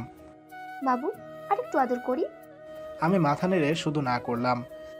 ওকে, তাহলে এখন তুমি ঘুমাও, আমি ফ্রেশ হয়ে আসি। বলেই জান্নাত চলে গেল ফ্রেশ হতে। আমি গিয়ে আয়নায় ঠোঁটগুলো দেখতে লাগলাম। ঠোঁটের বাহিরের দিকে একটুও কাটেনি, কিন্তু ঠোঁটের ভিতরের দিকটা কেটে রক্ত পড়তেছে। মুখ চেপে সোফায় গিয়ে বসে রইলাম। জান্নাত ওয়াশরুম থেকে বের হওয়ার পর কোনো কথা না বলে ওয়াশরুমের ভিতরে চলে গেলাম। ফ্রেশ হয়ে এসে বালিশ আর চাদর নিয়ে সোফায় শুয়ে গেলাম। সারাদিন ক্লান্ত, তাই তাড়াতাড়ি ঘুমিয়ে গেলাম। সকালে হঠাৎ ঘুম ভেঙে যায়। তাকিয়ে দেখি জান্নাত ওয়াশরুম থেকে বেরিয়েছে, তাই আমিও গিয়ে ফ্রেশ হয়ে নিলাম। তারপর দুজনে নিচে গেলাম নাস্তা করতে। নাস্তা খাওয়ার সময় হালকা একটু ঝাল মুখে দিতেই মুখ জ্বলে যাওয়ার মতো অবস্থা হলো। তাও হালকা কিছু খেয়ে উঠে রুমে চলে আসলাম। এসে মোবাইল টিপছিলাম, তখনই জান্নাত রুমে আসলো। এসে আমার পাশে বসে পড়লো। কি রে, মুখের ভিতর জ্বলতেছে? আমি কিছু না বলে চুপচাপ বসে রইলাম। কি রে, ঢাকায় যাবি না? না এখানে পড়ে থেকে মার খাবি, কোনটা? সময় হলে চলে যাব, আপনাকে বলতে হবে না। বাহ, রাগ করে আছিস নাকি আমার উপর? না, আপনার উপর তো ক্রাশ খেয়েছি আমি। তাই নাকি? ওকে, সবাই ক্রাশ খায় আমার উপর, তাদের মধ্যে না হয় তুইও একজন। তাহলে চলেন। এখন তো ক্রাশ যেহেতু আমার বউ, তাই তাকে একটু আদর করে দেই। রাগে ভিতরটা জ্বলে যাচ্ছে। মানে কি বলতে চাইতেছিস তুই? জান্নাতের হাত দুটো শক্ত করে চেপে ধরে টান দিয়ে বিছানায় শুয়ে দিলাম। তারপর আমি আমার পা দিয়ে জান্নাতের পাগুলো চেপে ধরলাম। ওই, তুই কি করতেছিস? ক্রাশকে আদর করব। ছেড়ে দে বলছি, না হলে পরে তোর অবস্থা খারাপ করে দিব বলে দিলাম। খাটের কোণা থেকে ওড়না নিয়ে জান্নাতের হাতগুলো বেঁধে দিলাম। তারপর গিয়ে দরজাটা লাগিয়ে আসলাম। জান্নাতের মুখে ভয়ের ছাপটা স্পষ্ট দেখতে পাচ্ছে। তারপর বিছানায় উঠে জান্নাতের পেট থেকে শাড়িটা সরিয়ে দিলাম। ওয়াও, কি সুন্দর পেট আপনার। ওই, তুই পেটে হাত দিয়েছিস কোন সাহসে? ওকে, হাত দিব না, কিস করব, চলো। ওই, না না না। কে শোনে কার কথা? জান্নাতের পেট চেপে ধরে কয়েকটা কিস করলাম। জান্নাত ভয়ে চোখ বন্ধ করে রেখেছে। এবার আর কোথায় কিস করব বলেন? ছাড়া পেলে তোকে মেরেই ফেলবো আমি। ছাড়ার আগে আমি আপনার যা সম্মান আছে তা সব কেড়ে নিব। কথাটা শুনে জান্নাতের চোখ বড় বড় হয়ে গেল। এবার আমার দিকে মায়াবী চোখে তাকালো। এভাবে তাকিয়ে লাভ হবে না, কারণ আপনার ডানা না ভাঙলে আপনার ফরফরানি বন্ধ হবে না। আমি চাই তুই এটা কর, কারণ তুই এটা করলে আমার কাছে হেরে যাবি, আর আমি চাই তুই আমার কাছে হেরে যা। ওকে, আজকের মতো ছেড়ে দিলাম, আমিও দেখে নিব আপনাকে। বলেই হাত পায়ের বাঁধনগুলো খুলে দিলাম। জান্নাত কিছু না বলে রুম থেকে চলে গেল। তারপর কিছুদিন বাড়ি থেকে জান্নাতকে নিয়ে ঢাকায় চলে আসলাম। ঢাকায় একটা বাসা ভাড়া নিয়ে নিলাম। পরের দিন দুজনে ভার্সিটিতে যাওয়ার জন্য রেডি হয়ে চলে গেলাম ভার্সিটিতে। সবার সাথে দেখা সাক্ষাৎ করার পর মেহেদি ভাইদের সাথে ক্যান্টিনে বসে আড্ডা দিচ্ছি। তখনই জান্নাত তার বান্ধবীকে পাঠালো আমাকে ডাকার জন্য। তারপর উঠে গেলাম জান্নাতের কাছে, গিয়ে দেখি জান্নাতের হাতে একটা পেপার নিয়ে দাঁড়িয়ে আছে। কি হলো, আমাকে ডেকেছেন কেন? এই পেপারে একটা সাইন লাগবে তোর, তাই। কিসের পেপার? তোর আর আমার ডিভোর্স পেপার। এটা সাইন করার ঠিক 6 মাস পর আমাদের ডিভোর্স হয়ে যাবে। কি? সাইন কর এটাতে। আমি তোকে জ্বালাতে বিয়ে করেছি, তোর কি মনে হয় তোর সাথে সংসার করার জন্য? না, আমি বলছিলাম 6 মাস বেশি হয়েছে না আপু? আর কিছু বলার আগেই জান্নাত ধমক পারল। ওই চুপ! কে তোর আপু? ওহ সরি, আসলে মুখ ফসকে বের হয়ে গেছে। যতদিন আমাদের মাঝে বিয়ের রিলেশনটা আছে ততদিন আপু ডাকবি না, বলে দিলাম, না হলে সবাই সন্দেহ করবে। ওকে। কি বলছিলি বল এবার। আসলে 6 মাস এটা তো বেশি সময়। আমি বলছিলাম কি, আমার একজন চেনা উকিল আছে, আপনি চাইলে 3 মাসে ডিভোর্স করাতে পারবো আমি। সাইন করতে করতে বললাম। তোর মুক্তি পাওয়ার জলদি বেশি, তাই না? এই নেন পেপার। পেপারটা ওনার হাতে ধরিয়ে দিলাম। জান্নাত পেপারটা হাতে নিয়ে ছিঁড়ে ফেললো, তারপর সেগুলো টুকরো টুকরো করে আমার উপর উড়িয়ে দিল। আমি কি 3 মাসেরটার জন্য ট্রাই করব? চুপ! তোর মুক্তি পাওয়া আমি বের করতেছি, তোর কোনো কিছুই করতে হবে না। আমি 1 বছরের কন্ট্রাক্ট পেপার বানিয়ে আনতেছি। সরি, আর বলবো না, তারপরও এটা কইরেন না। চুপ! আর একটা কথা বললে সময় বাড়বে, বলে দিলাম। চুপ করে গেলাম, কথা বললে সমস্যা বাড়বে তাই। গুড, যা এখন। আর আমি যে তোর বউ এটা যেন কেউ না জানে। ওকে বলেই সেখান থেকে চলে আসলাম। তারপর আবার সেই ক্যান্টিনে এসে বসলাম। রাগে সারা শরীর দিয়ে আগুন বের হচ্ছে। উনি কি পাইছে বিয়েটারে? যখন খুশি করবে, আবার যখন খুশি সেটাকে ভেঙে দিবে। ওনার কিছু একটা করতে হবে, না হলে হবে না। এসব ভেবে ক্লাসে চলে গেলাম। বিকালে ক্লাস শেষ করে বাইরে ঘুরে ফিরে রাতে নিজের খাবার নিয়ে বাসায় এসে গেলাম। খাওয়া দাওয়া করে এসে দেখি জান্নাত রুমের দরজা খোলা রেখে চাদর মুড়ি দিয়ে শুয়ে আছে। আমি পাশ থেকে চাদর আর বালিশ নিয়ে সোফায় যাওয়ার সময় মনে হলো জান্নাত কাঁপছে। কাছে গিয়ে কপালে হাত দিতেই দেখি জান্নাতের গায়ে প্রচুর জ্বর। তাড়াতাড়ি গিয়ে বাটিতে একটু পানি আর একটা কাপড় নিয়ে আসলাম। মাথায় জলপট্টি দিয়ে পাশের ক্লিনিকের ডাক্তারকে আসতে বললাম। উনি এসে চেক আপ করে ওষুধ দিয়ে চলে গেলেন। তারপর আমি ওনার পাশে বসে হালকা হালকা জলপট্টি দিতে লাগলাম আর জান্নাতের ঘুমন্ত চেহারাটা দেখতে লাগলাম। আজকে আবার নতুন করে ক্রাশ খেলাম জান্নাতের উপরে। মেয়েটা সত্যিই একটা পরী। তার ঘুমন্ত চেহারাটা কেউ একবার দেখলে সে জীবনও বলবে না জান্নাত যে এতটা বদরাগী। এসব ভাবতে ভাবতে কখন যে ওনার পাশেই ঘুমিয়ে গেলাম মনে নেই। সকালে গালে কারো হাত পরাতে জেগে উঠলাম। তাকিয়ে দেখি জান্নাত আমার দিকে অগ্নি চোখে তাকিয়ে আছে। কি হলো, মারলেন কেন? আমাকে জড়িয়ে ধরে ঘুমানোর সাহস পেলি কোথা থেকে? আসলে আমি ইচ্ছে করে, আর বলতে না দিয়ে থামিয়ে দিল। চুপ! একটা কথাও বলবি না। আজ থেকে তুই অন্য রুমে থাকবি। তুই একা পেয়ে সুযোগ নিতে চেয়েছিলি। কাল রাতের পর থেকে ওনার উপর মায়া জমে গেল। জবাব দিতে গিয়ে পারছি না, তাকে ভালোবেসে ফেললাম না তো। এসব ভাবতে ভাবতে রুম থেকে বেরিয়ে গেলাম। অনলাইনে খাবার অর্ডার করে ফ্রেশ হতে চলে গেলাম। এসে দেখি খাবার চলে আসছে। তারপর আমি খাওয়া দাওয়া করে জান্নাতের জন্য খাবারগুলো টেবিলে রেখে চলে গেলাম। জানি ওর শরীর ভালো না, তাই ওর রান্না করতে পারবে না। তাই খাবার রেখে চলে গেলাম ভার্সিটিতে। দুপুরে ক্যান্টিনে বসেছিলাম, তখনই মোবাইলটা বেজে উঠল। পকেট থেকে বের করলাম মোবাইলটা। তাকিয়ে দেখি আম্মু কল করেছে, তাই রিসিভ করলাম তাড়াতাড়ি। আম্মু বলেন। বৌমার শরীর ভালো না, আর তুই নাকি চলে গেছিস ভার্সিটিতে। ওই তোর বউয়ের চেয়ে বড় কি তোর ক্লাসটা হয়ে গেছে নাকি? আম্মু আমি তো, ধমক দিয়ে থামিয়ে দিল। চুপ!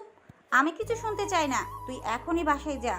আর বৌমার শরীর ভালো হওয়ার আগ পর্যন্ত তুই আর কোনো ক্লাস করবি না, আর ভার্সিটিতে যাবি না, বলে দিলাম। ওকে বলেই ফোন রেখে দিলাম। তারপর সবার থেকে বিদায় নিয়ে বাসায় চলে আসলাম। এসে দেখি জান্নাত খাটে শুয়ে আছে আর টিভি দেখছে। আপনি আম্মুকে ফোন দিয়ে কি বলেছেন? যা শুনিয়েছি তোকে তাই বলেছে। আসলে বাসায় তো কেউ একজন থাকা লাগে আমাকে সেবা করার জন্য। ভাবলাম সুস্থ হওয়ার আগে পর্যন্ত তোকেই রেখে দেই। কোনো কিছু না বলে ফ্রেশ হয়ে নিজের সব কিছু নিয়ে পাশের রুমে রেখে দিলাম। এই হুসাইন, একটু শুনে যা তো। কেন? কাজ আছে, তাড়াতাড়ি আয়। ওকে। আমার পাগুলো ব্যথা করতেছে, একটু টিপে দিয়ে যা প্লিজ। আমি আপনার পা টিপে দিব? নাকি আম্মুকে ফোন দিয়ে বলবো তুই আমাকে সারাদিন কথা শুনিয়েছিস শরীর খারাপ হওয়ায়? আমি হালকা একটু হেসে গিয়ে ওর পাগুলো টিপে দিতে লাগলাম। পরের দিন ভার্সিটিতে গেলাম। অন্য দিনের মতো দিনটা কাটতে লাগলো। দুপুরে জান্নাত হঠাৎ এসে আমার সামনে দাঁড়ালো। আমার সাথে আয়। কেন? বেশি বকবক না করে আয়। ওকে বলেই সবার সামনে থেকে উঠে জান্নাতের সাথে গেলাম। জান্নাত আমাকে নিয়ে ক্যান্টিনের টেবিলের উপর উঠে দাঁড়ালো। অ্যাটেনশন গাইস, সবাই জান্নাতের দিকে ঘুরে তাকালো। তোমাদের সবাইকে আজকে একটা কথা বলতে চাই। পাশ থেকে কয়েকজন বলল, কি? আসলে আমি আর হুসাইন স্বামী স্ত্রী। এই ছুটিতে আমাদের বিয়েটা হয়েছে, সো সবাই এই কথাটা মাথায় রাখবে। হুসাইনের স্ত্রী আছে। জান্নাত চলে গেল।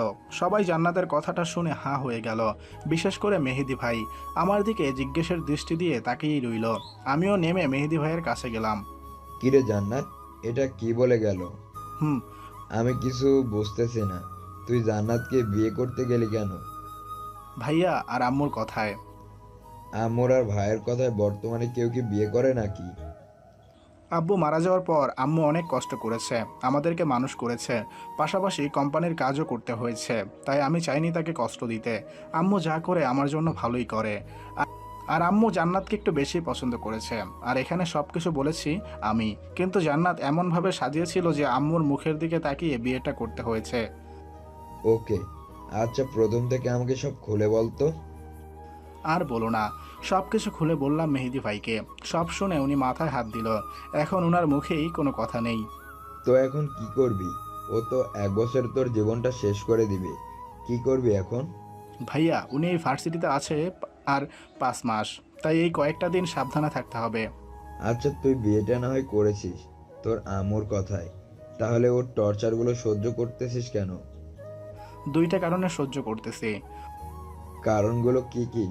প্রথমত, আম্মুকে কিছুদিন বুঝতে দেওয়া যাবে না যে জান্নাতের আর আমার মাঝে কি চলতেছে। ওহ, দ্বিতীয় কারণ? জান্নাতকে উড়ার সময় দিচ্ছে। যখন সে চিল পাখির মতো আকাশের কাছাকাছি চলে যাবে, তখনই টান দিয়ে মাটিতে ফেলবো। তখনই বুঝবে হুসাইন কি জিনিস। মানে হলো, চড়ুই পাখি থাকে মাথার উপরে, তাকে 1000বার মাটিতে ফেললেও তার কিছুই হবে না। কিন্তু চিল পাখি থাকে আকাশে, তাকে একবার মাটিতে ফেলতে পারলে তার আর উড়ার ক্ষমতা থাকে না। তাই চড়ুই পাখিটা উঠতে উঠতে চিল পাখির জায়গায় যাক, তারপর না হয় টান দিয়ে মাটিতে ফেলে দিব। তুই ভিলেন, সারা জীবনই থাকবি? জান্নাত ভাবছে আমি ওর দাস হয়ে যাচ্ছি, কিন্তু ও জানে না নিজের বিপদটাকে টানতেছে ও। আগে কি করতে চাইতেছিস? জান্নাতকে আপাতত আমার মায়ায় ফেলতে হবে, যেভাবেই হোক। তারপর ওর তেল বাহির করব আমি। আমাদের কোনো রকম হেল্প লাগলে বলিস, ওকে সাহায্য করতে আমরা আছি তোর পাশে। সেটা তো জানি। আচ্ছা, আমার জানা মতে তোর লাইফে তোর মারিয়া নামে একটা মেয়ে আছে, তার কি হলো? কি আর হবে, মারিয়াকে কিছুদিন ভুলে থাকতে হবে। জান্নাত থেকে ডিভোর্স পাওয়ার পর মারিয়াকে বিয়ে করে ফেলবো। মারিয়া তখন বিয়ে করতে রাজি হবে তো, তুই বিবাহিত জেনেও? মারিয়া আমার আর জান্নাতের ব্যাপারে সব জানে, সো এসব নিয়ে টেনশন করো না। আর জান্নাত ছাড়া কি দুনিয়াতে মেয়ের অভাব আছে নাকি যে বিয়ে করতে পারবো না? তাও ঠিক, তুই তো চাইলে কয়েকটা বিয়ে করতে পারবি, কারণ তোর সেই ট্যালেন্ট আছে। ধুর, বাদ দাও এসব কথা। ওকে, তা কি করবি এখন? এখন বাসায় চলে যাব, ভালো লাগতেছে না, থাকো আমি গেলাম, কালকে কাজ আছে বলেই সেখান থেকে চলে আসলাম। বাসায় এসে ফ্রেশ হয়ে দিলাম এক ঘুম। সন্ধ্যায় ঘুম ভাঙলো, তাকিয়ে দেখি জান্নাত আমার দিকে তাকিয়ে আছে। দুপুরে আমাকে না বলে ভার্সিটি থেকে চলে আসলি কেন? এমনি। আর আপনাকে কারণ বলতে হবে নাকি? বলতে হবে। নাকি কোনো মেয়ের সাথে লুচ্চামি করতে এসেছিলি? ঠিকই বলেছেন। চুপ, বেশি বকবক করবি না, কারণ এই বাসাতে শুধু আমার রাজত্ব চলবে। যা বলবো তার উত্তর দিবি শুধু। তাহলে আপনার বাসায় আপনি থাকেন, আমি চলে যাই মেসে। যা, আমি বেশি না, আম্মুকে বলবো শুধু। আম্মুকে কষ্ট দিতে চাই না বলে আপনাকে সহ্য করতেছি, না হলে আপনার অবস্থা আগের মতো করতাম। কিভাবে করবি? এটা তো ভার্সিটিও না যে আমাকে হারিয়ে দিবি। এটা সংসার, আর সংসারে বড় বড় ভিলেনরাও রাজত্ব করতে পারে না, কারণ সংসারে রাজত্ব চলে মেয়েদের। সো 1 বছর যা বলি তাই কর, না হলে সারা জীবনের জন্য জ্বালাতে থাকবো তোকে, বলে দিলাম। এই জন্যই তো ছাড় পাচ্ছেন, না হলে এমনিতে তো আমার একটা চুলও ছিঁড়তে পারবেন না। কেন? মারিয়ার কাছ থেকে তোকে কেড়ে নিলাম, এটাতে শিক্ষা হয়নি তোর? মারিয়া মারিয়া মারিয়া বলেই হু হু করে হেসে দিলাম, কারণ মারিয়ার কথা বলতে মাথায় একটা বুদ্ধি আসলো। কি হলো, হাসছিস কেন? না এমনি, বলেই মনে মনে ভাবতে লাগলাম কোথায় থেকে আর কেড়ে নিতে পারলেন? আপনি আমাকে ছেড়ে দিলে আমি মারিয়াকে বিয়ে করে ফেলবো। আর মারিয়া এমনিতেও জানে আপনি কেন আমাকে বিয়ে করেছেন, তাই মারিয়াকে বিয়ে করতে আমার কোনো অসুবিধা হবে না। আরেকটা কথা কি জানেন, মারিয়া নেক্সট বেসে ভার্সিটিতে উঠবে, আর আপনি ভার্সিটি থেকে চলে গেলে আমার রাস্তাও ক্লিয়ার হয়ে যাবে। তো যা করার এই কয়েকদিন করে নিন, না হলে পরে আর পাবেন না আমাকে। মনে মনে ভাবছি কথাগুলো। এসব ভাবছিলাম তখন জান্নাত ডাক দিল। কিরে, ভাবনার সাগরে ডুব দিলি নাকি? যা করবি আজ থেকে সব বলবি, না হলে তোর খবর করে ছাড়বো বলে দিলাম। আমিও একটু হেসে বললাম, ওকে, তা এখন একটু প্রস্রাব করতে যেতে পারি? কি? যা ছ্যাঁচড়া। বলেই রুম থেকে চলে আসলাম। বাসায় রান্না করার মতো কেউ নেই, তাই রাতে খাবার অর্ডার করে খাওয়া দাওয়া করে আরামে একটা ঘুম দিলাম। আজকে একটু তাড়াতাড়ি ভার্সিটিতে চলে আসলাম। এসে ক্যান্টিনে বসেছিলাম, তখনই আমার ক্লাসমেট একটা মেয়ে আসলো। মেয়েটা কিছুদিন ধরে আমাকে ফলো করছিল। মেয়েটা দেখতে একদম পরীর মতো। আজকে কি বলতে এসছে কে জানে। আপনাকে একটা কথা বলার ছিল। বলেন। তোমাকে আমার খুব ভালো লাগে। কি? তোমাকে অনেকদিন ধরে বলবো বলবো ভাবছিলাম, আজকে কেউ নেই তাই ভাবলাম আজকে বলে দিই। আমি যে বিবাহিত সেটা আপনি জানেন না? জানি, কিন্তু ওই আপুটা যে আপনার উপর প্রতিশোধ নিতে বিয়ে করেছে সেটাও আমি বুঝি। ওর কথা শুনে আমি হাঁ হয়ে ওর দিকে তাকিয়ে রইলাম। দেখো, আমি তোমাকে ভালোবাসি, তুমি চাইলে আমার সাথে রিলেশনে থাকতে পারো। মনে মনে ভাবলাম জান্নাতকে একটু সাহায্য করা দরকার, তাই আমিও বললাম এমনিতেও জান্নাতের জ্বালায় অতিষ্ঠ হয়ে গেছি। তাহলে চলো বিকালে কোথাও কফি খেয়ে আসি। অবশ্যই, বলো কোথায় খেতে যাবে? কফি হাউসে খেলে কেমন হয়? ওকে, সময় মতো চলে আইসেন। বলেই সেখান থেকে চলে আসলাম। কিছুক্ষণ পর মেহেদি ভাই সহ সবাই চলে আসলো। জান্নাতকেও দেখলাম ভিতরে যেতে, দেখে হালকা একটু হাসলাম। সবাইকে নিয়ে আড্ডা দিচ্ছিলাম। তখনই জান্নাত এসে সামনে দাঁড়ালো। তাকিয়ে দেখি রাগে চোখ মুখ লাল হয়ে গেছে। রেগে আছেন কেন? কিছু বলবেন নাকি? জান্নাতের মুখে কোনো কথা নেই। হঠাৎ ঠাস করে গালে একটা চর বসিয়ে দিল। আমি গালে হাত দিয়ে অবাক হয়ে জান্নাতের দিকে তাকিয়ে রইলাম। তুই নীলাকে কি বলেছিস? নীলাটাকে? ও একটু আগে রোমান্সের কথা বলে এখন ভুলে গেছিস নীলাকে? সরি, কার সাথে রোমান্টিক কথা বললাম? এই যে এই মেয়েটার সাথে। ওর নাম Nila. Nice name. Nice name কথাটা বলার সাথে সাথেই জান্নাত আরেকটা চর গালে বসিয়ে দিল। গালে হাত দিয়ে ওনার দিকে তাকিয়ে দেখি রাগটা বেড়ে গেছে, কিন্তু সবার সামনে এইভাবে চর মারাই আমার কেমন যেন লেগে উঠলো। বাসায় বউ থাকতে অন্য মেয়ের সাথে রোমান্স করতে লজ্জা করে না তোর? বাসায় বউ আছে মানে আপনি বউ পেলেন কোথায় বাসায়? কেন, আমি তোর কি হই? আপনি বলেন তো, আজ পর্যন্ত বউ হওয়ার মতো কোনো কাজ করেছেন আপনি? এই পর্যন্ত আমাকে শান্তিতে একটা মিনিট থাকতে দিয়েছেন? আপনার থেকে ইন্ডিয়া পাকিস্তানের শত্রুরাও ভালো। কথাগুলো শুনে জান্নাত স্থির হয়ে দাঁড়িয়ে রইল। আমি উঠে চলে যাওয়ার ভাব করে জান্নাতের পেছনে গিয়ে মেহেদি ভাইকে চোপ টিপ দিয়ে ইশারায় বুঝালাম আগুনে পেট্রোল দিতে। তারপর সেখান থেকে চলে গেলাম। আর ভাবলাম, জান্নাত তুমি নিজেও জানো না তোমাকে ভবিষ্যতে কতটা জ্বালাবো আমি। আপাতত মায়ের ফেলবো, তারপর বাকিটা দেখবে তুমি। তারপর ক্লাস না করে বাসায় চলে আসলাম। শরীরটা বেশ ভালো না, তাই দুপুরে খাওয়া দাওয়া করে দিলাম এক ঘুম। সন্ধ্যায় জান্নাতের ডাকে ঘুম ভাঙলো। কি হলো, ডাকছেন কেন? বাইরে আকাশ খারাপ হচ্ছে, রাতে খাবারের জন্য কিছু নিয়ে আয়। ঘুম না ভাঙিয়ে অনলাইনে অর্ডার করে দিলেই তো পারতেন। চুপ, বেশি কথা বলবি না, যাও লাগবে না তোর। বলেই মুখ বাঁকিয়ে রুম থেকে চলে গেল। ঘুমটা ভেঙে দিয়ে গেছে, তাই আর ঘুম ধরল না। তাই উঠে ফ্রেশ হয়ে ড্রয়িং রুমে গেলাম। এসে দেখি মহারানী টিভি দেখছে। পানি খেয়ে আমি রুমে চলে আসলাম।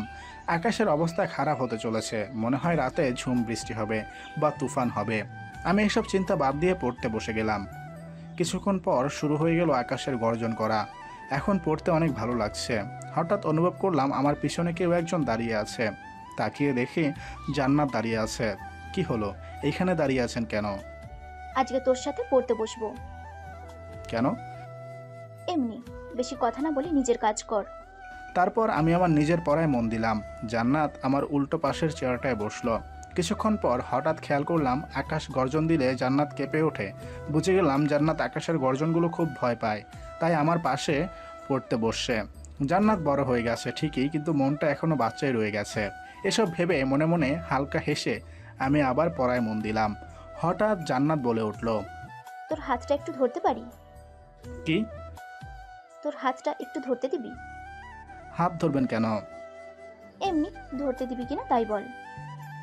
খারাপ মতলব না থাকলে ধরতে পারেন। তোর প্রতি খারাপ মতলব কোনোদিনও হবে না আমার। জান্নাত বলেই আমার হাতটা ধরলো। এই প্রথম আমার হাতে তার হাত রেখেছে। এটার ফিলিংসটাই আলাদা, যা ভাষায় বোঝানো যাবে না। পড়ছিলাম আর খেয়াল করতে লাগলাম, আকাশ যখনই গর্জন দেয় জান্নাত তখনই আমার হাতটাকে জোরে আঁকড়ে ধরে, তারপর আবার নর্মালভাবে ধরে থাকে। জান্নাত হয়তো মেঘের গর্জনকে অনেক ভয় পায়। পড়া শেষ করে গিয়ে দুজনে খেয়ে নিলাম, তারপর রুমে এসে শুয়ে গেলাম। কিছুক্ষণ পর জান্নাত এসে আমার পাশে শুয়ে পড়ল। কি হলো, আপনি এখানে এভাবে শুয়ে পড়লেন কেন? এমনি, বেশি কথা না বলে ঘুমা। আপনি এখানে থাকেন, আমি সোফায় গিয়ে ঘুমাই। তোকে সোফায় যেতে বলেছি আমি। চুপচাপ যেখানে আছিস সেখানে ঘুমা, আর মাঝেই কোলবালিশটা থাকবে। ওকে বলেই শুয়ে পড়লাম। জান্নাত কি করতে চাচ্ছে দেখা দরকার, তাই চুপ করে ঘুমের ভান ধরে শুয়ে রইলাম। এভাবে প্রায় আধা ঘন্টা শুয়ে থাকার পর হঠাৎ জান্নাত বলে উঠল, হুসাইন, তোকে একটা কথা বলার ছিল। আমি কোনো উত্তর না দিয়ে চুপ করে রইলাম। কি রে, তুই কি ঘুমিয়ে গেছিস? তাও কোনো উত্তর দিলাম না। তারপর জান্নাত আর কোনো কিছু না বলে আস্তে করে আমাকে জড়িয়ে ধরলো। আমি অবাক হয়ে গেলাম ওনার এমন কাণ্ড দেখে। চুপচাপ কিছুক্ষণ শুয়ে রইলাম। জান্নাতও আমাকে জোরে চেপে ধরে আছে। প্রায় 10 মিনিট পরে মনে হলো ওর হাত পা একটু লুজ হয়েছে, মানে জান্নাত ঘুমিয়ে পড়েছে। আমি শিওর হওয়ার জন্য আস্তে করে জান্নাত বলে ডাক দিলাম, ওই আপনি এভাবে জড়িয়ে ধরেছেন কেন? তবুও জান্নাতের কোনো সারা শব্দ নেই। বুঝলাম পাগলিটা ঘুমিয়েছে। আস্তে করে চোখ খুলে জান্নাতের দিকে তাকালাম। রুমের ভিতরে হালকা আলোয় জান্নাতকে যা লাগছে না, একটা পরীকেও সে হার মানিয়ে দিবে। আমি ওর দিকে হা করে তাকিয়ে রইলাম। ওর এভাবে জড়িয়ে ধরা দেখে আমার নিয়ত উল্টাতে লাগলো। পরে ভাবলাম কারো সুযোগ নেওয়াটা ঠিক না, তাই সব চিন্তা বাদ দিয়ে জান্নাতের নিষ্পাপ মুখটা দেখতে লাগলাম। নিজের ক্রাশ যখন জড়িয়ে ধরে ঘুমিয়ে থাকে তখন অনুভূতিটাই আলাদা কাজ করে। এমন লাগে যেন পৃথিবীটা হুমড়ি খেয়ে আমার বুকে শুয়ে আছে। এরকম নানা রকম কথা ভাবছিলাম আর জান্নাতকে দেখছিলাম। কতক্ষণ তাকিয়েছিলাম তা মনে নেই। সকালে একটু তাড়াতাড়ি ঘুম ভেঙে গেল। শরীর কেন জানি মনে হলো নাড়াতে পারতেছি না। মনে হচ্ছে কেউ আমার হাতগুলো বেঁধে রেখেছে। তাই নিজের অবস্থান দেখার জন্য নিজের শরীরের দিকে তাকালাম। তাকিয়ে বড়সড় একটা ধাক্কা খেলাম, কারণ জান্নাতের কোলবালিশটা নিচে পড়ে আছে। জান্নাত আমাকে কোলবালিশ ভেবে আমার গায়ের নিচে দিয়ে একটা হাত আর উপর দিয়ে একটা হাত দিয়ে জড়িয়ে ধরে আছে, আর এক পা আমার উপরে তুলে দিয়ে ঘুমিয়ে আছে। মাথার চুলগুলো এলোমেলো হয়ে পড়ে আছে, তাই ফু দিলাম সেগুলো ঠিক হওয়ার জন্য। আর তখনই জান্নাত সজাগ হয়ে গেল। আপনার কোলবালিশ আমি না, আপনার কোলবালিশ নিচে পড়ে আছে। জান্নাত নিজের দিকে খেয়াল করে আহ করে নিজেকে ছাড়িয়ে নিল। তুই আমার কাছে আসলি কেন? সরি, কাছে আমি না, আপনি এসেছেন। এই পাশে আমি শুয়েছিলাম আর আপনি রাতের অন্ধকারে একটা ছেলেকে একা পেয়ে সুযোগ নিয়েছেন। জান্নাত কিছুই বলল না। সত্যি করে বলেন কি কি করেছেন আমার সাথে? কি কি কি কি করেছি মানে? তোর কি মনে হয় তোর মতো খারাপ ছেলের সুযোগ নেব আমি? সেটা তো ঘুম থেকে উঠেই দেখতে পেলাম। চুপ, বেশি কথা বলবি না। যা এখন গিয়ে কফি বানিয়ে আয়। যাচ্ছি বলেই কফি বানাতে চলে গেলাম। বাইরে হালকা বৃষ্টি আছে, তাই কফি হলে সেই লাগবে এই ভেবে কফি বানিয়ে নিলাম। কফি নিয়ে এসে দেখি জান্নাত আবার ঘুমিয়ে গেছে, তাই ডাক দিলাম ওঠার জন্য। কি হলো, ডাকতেছিস কেন? কফি নিয়ে এসে রেখে গেলাম, মনে চাইলে খেয়ে নিয়েন। ভার্সিটিতে আজকে যেতে ভালো লাগছে না, তাই কফিটা খেয়ে ফ্রেশ হতে চলে গেলাম। ফ্রেশ হয়ে এসে দেখে জান্নাত কফি খাচ্ছে। তারপর জান্নাত গিয়ে ফ্রেশ হয়ে এসে নিজের মতো করে গল্পের বই পড়তে লাগলো, আর আমি অনলাইনে খাবার অর্ডার করে দিলাম। যেহেতু বৃষ্টির কারণে আর ভার্সিটিতে যাওয়া হয়নি, তাই দিনটা বারান্দায় গিয়ে বসে বসেই পার করতে লাগলাম। তখনই মোবাইলে একটা আননোন নাম্বার থেকে কল আসলো, তাই রিসিভ করলাম কে সেটা জানার জন্য। আসসালামু আলাইকুম। ওয়ালাইকুম আসসালাম, কেমন আছেন? মেয়েলি কণ্ঠে শুনতে পেলাম কথাটা। আলহামদুলিল্লাহ ভালো, আপনি কে? কালকে প্রপোজ করলাম আর আজকে ভুলে গেলেন? ও নীলা। সরি, কালকে জান্নাত আপু কার থেকে যেন আপনাকে প্রপোজ করার কথাটা শুনে আমাকে নিয়ে যায় আপনার কাছে, তারপর আপনার সাথে এইসব সিনক্রেট করে। জান্নাত তো একটা পাগলি, ওর কথায় আমার খারাপ লাগে না। জান্নাতের তো বুদ্ধি একটু কম। কালকে বিকেলে কফি খেতে আসলে না কেন? আরে কালকে জান্নাত অনেক প্রেশারে রেখেছিল, তাই আসতে পারেনি। কি বলেন আপনি? ঠিক আছেন তো? আরে হ্যাঁ, ওই ডাইনিটা আমার কিছুই করতে পারেনি। নিজের বউকে কেউ ডাইনি বলে নাকি? ওইটা বউ নাকি রাক্ষসী? বলেই বারান্দায় দরজার দিকে তাকাতেই চোখ কপালে উঠে যায়, কারণ দরজায় জান্নাত দাঁড়িয়ে আছে। কি বলবো ভেবে পাচ্ছি না। তখনই নীলাকে ঝাড়ি দিয়ে বললাম, আমার এটা বউ না রাক্ষসী সেটা কি তোমার থেকে জানতে হবে? ফোন রাখো। তারপর ফোনটা কেটে দিয়ে জান্নাতের দিকে ফিরে তাকিয়ে ভালো সাজার জন্য বলে উঠলাম, একটা মেয়ে আপনাকে রাক্ষসী বলতেছিল, তাই ইচ্ছে মতো ছেড়ে দিয়েছি। ও তাই নাকি? তা কি বললো আমার নামে? জান্নাত রাগে মুখ লাল হয়ে আছে। ওই তো, মেয়েরা রাগ করলে যা গালি দেয় আর কি। ও নিশ্চয়ই বলেছে। ওই ডাইনিটা আমার কিছুই করতে পারেনি, এরকম কিছু নিশ্চয়ই। বুঝে গেলাম সব শুনে ফেলেছে, তাই এবার মার খাওয়া থেকে নিজেকে রক্ষা করতে হবে। তাই কি করব ভাবতেছি, তখন জান্নাত বলে উঠল, কিরে মনে পড়েছে নাকি বলেছিল মেয়েটা? মনে করিয়ে দিব? পরে তো আছেই, কিন্তু ওই মেয়েটা আপনার নামে একটা কথা বলেছে যেটা আমি আপনাকে বলতে পারছি না। কেন, কি বলেছে? বললে তো আপনি রেগে যাবেন। মুখটা গম্ভীর করে বললাম কথাটা। তোরে না বলতে বলেছি? আপনার নাকি বিয়ে আগে কয়েকটা ছেলের সাথে রিলেশন ছিল, আপনি আমাকে ঠকালেন। বিপদ এড়াতে মিথ্যাগুলো বলতে হচ্ছে। কি সব যাতা বলছিস? মুখ সামলে কথা বলবি বলে দিলাম। মেয়েটা বলেছে আপনার ল্যাপটপে যে মেইল আইডিটা আছে সেটা চেক করলেই নাকি সব পেয়ে যাব। ওই মেয়েটার সাহস কি করে হয় আমার নামে মিথ্যে বলার? মেয়েটা মিথ্যে বলছে না সত্যি, সেটা তো আপনার ল্যাপটপের মেইল দেখলেই বুঝে যাবে। মানে তুইও আমাকে বিশ্বাস করতেছিস না? কিভাবে করব? আপনি কি মনমোহন সাধু নাকি যে বিশ্বাস করব? আর যদি ল্যাপটপে এমন কিছু না থাকে তাহলে আপনি সেটা একবার দেখালেই পারেন। ওকে, আয় তুই আমার সাথে আমার রুমে, আমি দেখাচ্ছি তোকে। ওকে চলেন, বলেই ওনার পেছন পেছন যেতে লাগলাম। যখনই জান্নাত আমার রুম থেকে বের হলেন তখনই আমি ঠুস করে দরজাটা লাগিয়ে দিলাম। লাগিয়ে দিয়ে নাগিন ডান্স দিতে লাগলাম। ওপাশ থেকে জান্নাত দরজা ধাক্কাচ্ছে, ডাকতেছে, কিন্তু কি আর পায় কাকে? আমি তো জান্নাতকে বোকা বানিয়ে সেই খুশি। ওই পাশ থেকে জান্নাত বলতেছে, ওই হুসাইনের বাচ্চা, দরজা খোল, না হলে পরে তোর অবস্থা খারাপ করে দিব বলে দিলাম। তোকে আমি কাঁচা চিবিয়ে খাবো। ভালোই ভালোই খোল বলছি। আমি কোনো কিছু না বলে খাটে গিয়ে শুয়ে শুয়ে মোবাইলে গান শুনতে লাগলাম। কিছুক্ষণ পর সব কিছু ঠান্ডা হয়ে গেল। আজকে বের হওয়া যাবে না, না হলে মার্ডার হয়ে যেতে পারে। তাই রুমে বসে থাকাই ভালো। দুপুরে না খেয়ে রুমেই বসে আছি। বসে থাকতে থাকতে আর ভালো লাগতেছে না, বাহিরেও যাওয়া যাবে না। অবশেষে দুপুরের একটু পরের দিকে ঘুমিয়ে গেলাম। ঘুম ভাঙলো গালে কারো শীতল স্পর্শে। চোখ খুলে তাকিয়ে দেখি জান্নাত সামনে বসে আছে। হালকা একটু হেসে আবার ঘুমাতে যাব, তখনই সব কিছু মনে পড়ে গেল। লাফিয়ে উঠতে গিয়ে পারলাম না। তাকিয়ে দেখি আমার হাত আর পাগুলো জান্নাতের একটা ওড়না দিয়ে বেঁধে রেখেছে।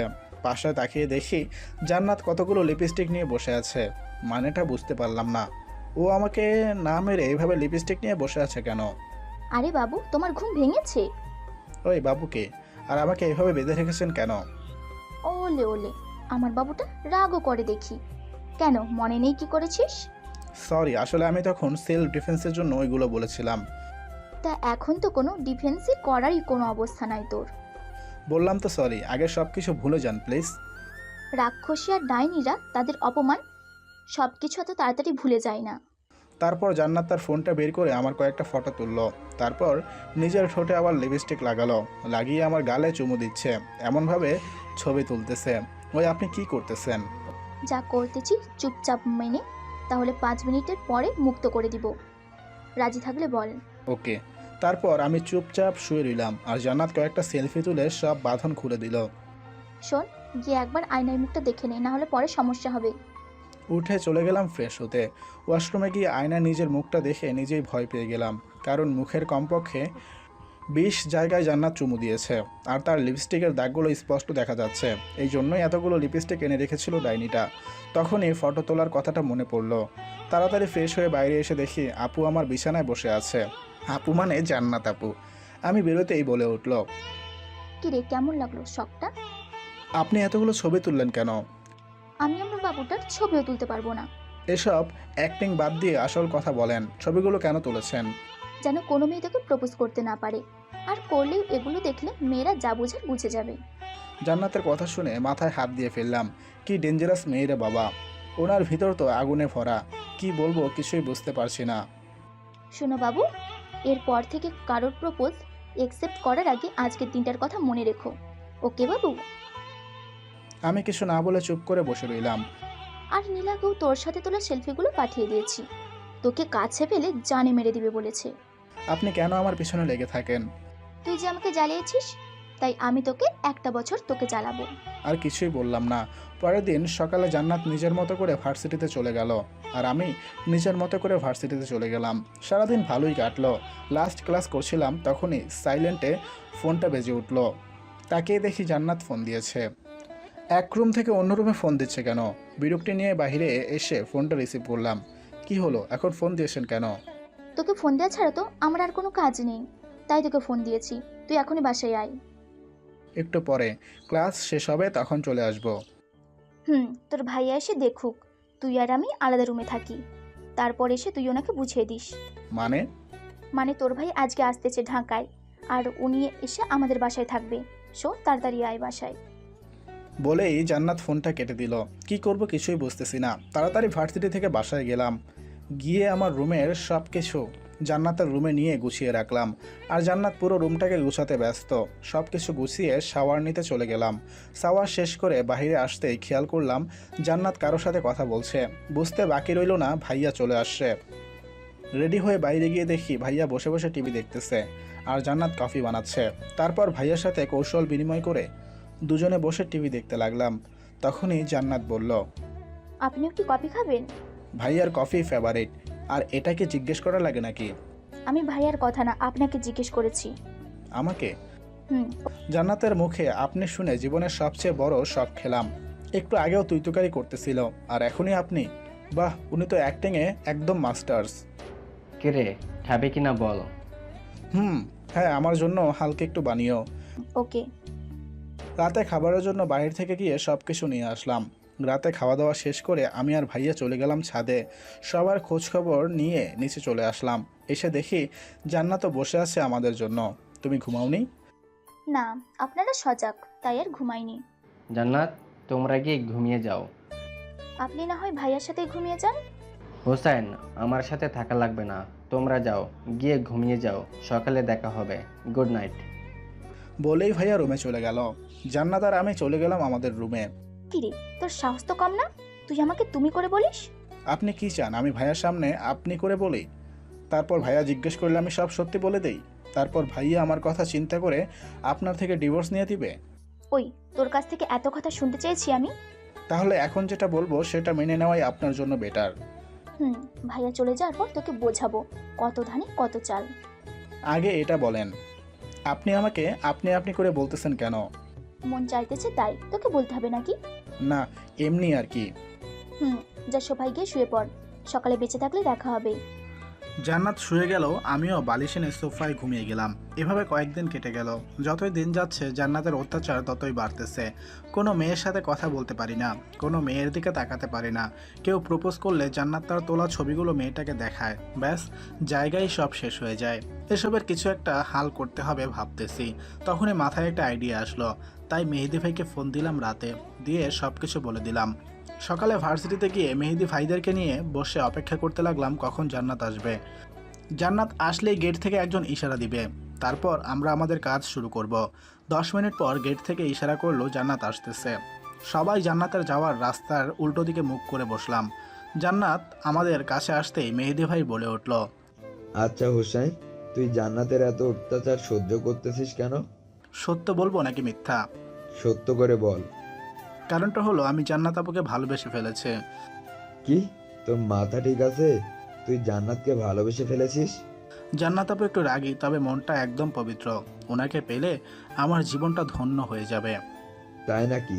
তা বলেছিস কখনো জান্নাত? তোমার মাথা ঠিক আছে? আপুকে বললে তো উনি আমাকে জানে মেরে দিবে। জান্নাত আমাদের পিছনে আছে কিনা সেটা কনফার্ম হওয়ার জন্য গেটের কাছে থাকা ছেলেটাকে চোখ দিয়ে ইশারা করলাম। ছেলেটা হ্যাঁ সূচক উত্তর দিল। ব্যাস, আবার অ্যাক্টিংয়ে চলে গেলাম। তাহলে এখন কি করবি? কি আর করব, এই কয়েক মাসে যদি উনি আমাকে ভালোবাসে তাহলে বংশের বাতি চলবে, না হলে কোনো কিছু করার নেই। জান্নাত তো তোর বউ, তুই ওর কাছে স্বামীর অধিকার চাইলে পারিস। ভাই, এসব অধিকার তখনই আদায় করা যায় যখন স্ত্রীর অনুমতি থাকে। তাছাড়া জোর করলে শরীর পাওয়া যাবে, মন পাওয়া যাবে না। আর আমার দরকার তার মনটা। তাও তুই একবার বলে দেখ, কে জানে হয়তো জান্নাতও তোকে ভালোবাসে। এটা হতেই পারে না, কারণ উনি শুধু প্রতিশোধ নিতে বিয়েটা করেছে, আর সেখানে আমি ওনাকে ভালোবেসে ফেসে গেছি। মেহেদি ভাই, এখন কি করব বুঝতেছি না। মনটা খারাপ করে বললাম, কি আর করবি, আল্লাহ আল্লাহ কর, যেন জান্নাতদের মনে তোর জন্য ভালোবাসা জন্মায়। তারপর সবাই মিনিট খানেক চুপ থাকার পর ছেলেটা ইশারায় বলল জান্নাত চলে গেছে। ব্যাস, প্ল্যান সাকসেসফুল। তুই এগুলো করতেছিস কেন? ওনার জ্বালানোটা আর সহ্য হচ্ছে না, তাই ওনাকে এবার আমি জ্বালাবো। বলেছিলাম না ওনাকে আমার মায়ায় ফেলবো, এখন সেই সময় এসে গেছে। তারপর দেখাবো আমাকে জ্বালানোর মজাটা। তারপর মেহেদি ভাই হালকা হাসলো। তারপর ওই দিনের মতো ক্লাস করে আমি আগে বাসায় চলে আসলাম। এসে ফ্রেশ হয়ে বারান্দায় বসেছিলাম। হঠাৎ পিছন থেকে কারোর গলার আওয়াজ পেলাম। তাকিয়ে দেখি জান্নাত হাতে দুটো কফির কাপ নিয়ে দাঁড়িয়ে আছে। আরে আপনি কখন? একটু আগে। উনি আমার দিকে তাকাচ্ছে না, আর চোখে তাকাচ্ছে। বুঝলাম নজর মিলাতে পারতেছে না, তার মানে প্ল্যান কাজ করেছে। ও, তা হঠাৎ কফি নিয়ে আসলেন আমার জন্য, কি মনে করে? এমনি মন চাইলো তাই নিয়ে আসলাম। বলেই কফির মগটা আমার হাতে দিয়ে উনি চলে গেল। হালকা হেসে কফি খেতে শুরু করলাম। তারপর এভাবে কাটতে লাগলো দিনগুলো। কিছুদিন যাওয়ার পর থেকেই জান্নাত আপু ভার্সিটিতে যাওয়া বন্ধ করে দেয়। পরীক্ষার সামনে, তাই আমিও এটার সুযোগ নেই। আপুকে রুটিন অনুযায়ী ডেকে দেওয়া, ওনার জন্য কফি বানিয়ে দেওয়া, ওনার খাওয়া দাওয়া নিয়ে একটু মাথা ঘামানো, এসবে পুরো মনোযোগ দিয়ে করতে লাগলাম। আর তাই কিছুদিন ধরে উনি আমার সাথে কোনো খারাপ আচার আচরণ করেননি। কেমন যেন বদলাতে লাগলেন উনি। আমার চোখের দিকে চোখ মিলান না উনি। কেন জানি মনে হয় উনি আমার জালে ফাঁসতে শুরু করেছে। সকালে ভার্সিটিতে গিয়ে মেহেদি ভাইয়ের সাথে দেখা করলাম। মেহেদি ভাই আমার একটা ফ্রেন্ডকে এই ভার্সিটিতে চান্স করে দিতে হবে। তুই তোর শ্বশুরকে বললেই তো পারিস। তুমি পারবে কিনা সেটা বলো। তা কি তোর সেই ফ্রেন্ডটা? মারিয়া। কি, তোর মাথা ঠিক আছে? তুই কি করতে চাইতেছিস সেটা বল। আগুনের জন্য ডিজেল আনতেছি। মানে তুই জান্নাতকে দেখিয়ে মারিয়ার সাথে প্রেম করবি? এবার বুঝেছো কেন শ্বশুরকে বলিনি? কিন্তু হুসাইন, আমার কেন জানি মনে হচ্ছে তুই একটা বড় ভুল করতে যাচ্ছিস। এখানে ভুলের কোনো কিছুই নেই। আর এমনিতেও আর 8 মাস পরে তো আমাকে জান্নাত ছেড়েই দিবে। তখন আমি কি করব? আমার লাইফটা গুছাতেও তো কাউকে লাগবে, তাই মারিয়াকে আমার দরকার। ওকে, তুই চিন্তা করিস না, আমি দেখতেছি। অ্যাডমিশন কবে থেকে? 2 দিন পর থেকে। তুমি সব ব্যবস্থা করো। এখন নিজে জ্বলবে আর বুঝবে উনি অন্যকে জ্বালালে কেমন লাগে। সব কিছুর হিসেব নিব আমি গুনে গুনে। ওকে, তুই মাথা ঠান্ডা কর, আর যা করবি ভেবেচিন্তে করিস। আগে এটা বলো, তুমি কি এবারও ভার্সিটিতে থাকবে নাকি? আমি তো এখানে থেকে রাজনীতি করি, তাই আর কয়েক বছর আছে এখানে। তাহলে তো ভালোই।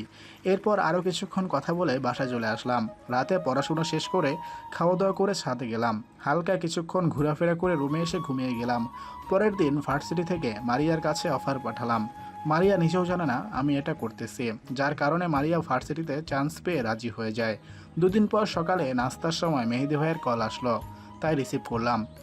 কিরে তুই কই? নাস্তা করতেছি ভাই। মারিয়া ভার্সিটিতে ভর্তি হতে এসেছে, তুই এখনই আয়। কি? ওকে, আমি এখনই আসতেছি। বলেই ফোনটা রেখে দিয়ে উঠে চলে যেতে লাগলাম। তখনই জান্নাত ডাক দিল। কোথায় যাচ্ছিস? ভার্সিটিতে যাব, একটু কাজ আছে। নাস্তা শেষ করে তারপর যাবি, বসে নাস্তাটা শেষ কর। ওকে। বলেই আবার ব্রেকফাস্ট করতে বসে গেলাম। শেষ করে তাড়াতাড়ি চলে গেলাম ভার্সিটিতে। গিয়ে মেহেদি ভাইয়ের সাথে দেখা করি। ভাইয়া, মারিয়া কই? এখানে আছে। ও একলা একলা অনেক নার্ভাস ফিল করতেছিল, তাই আমরা বান্ধবীদের বললাম মারিয়াকে কোম্পানি দিতে, আর ওরা ওইখানে মারিয়াকে নিয়ে গল্প করতেছে। তুই যা। বলেই মেহেদি ভাইকে জড়িয়ে ধরলাম। তারপর বাগানে চলে গেলাম। আমাকে দেখে পাখিগুলো উঠে চলে গেল। মারিয়া পিছনে তাকিয়ে আমাকে দেখে অবাক হয়ে গেল। জয়া দাঁড়িয়ে গেল। সাথে সাথে গিয়ে মারিয়াকে জড়িয়ে ধরলাম। খেয়াল করলাম মারিয়া আমাকে জড়িয়ে ধরতেছে না।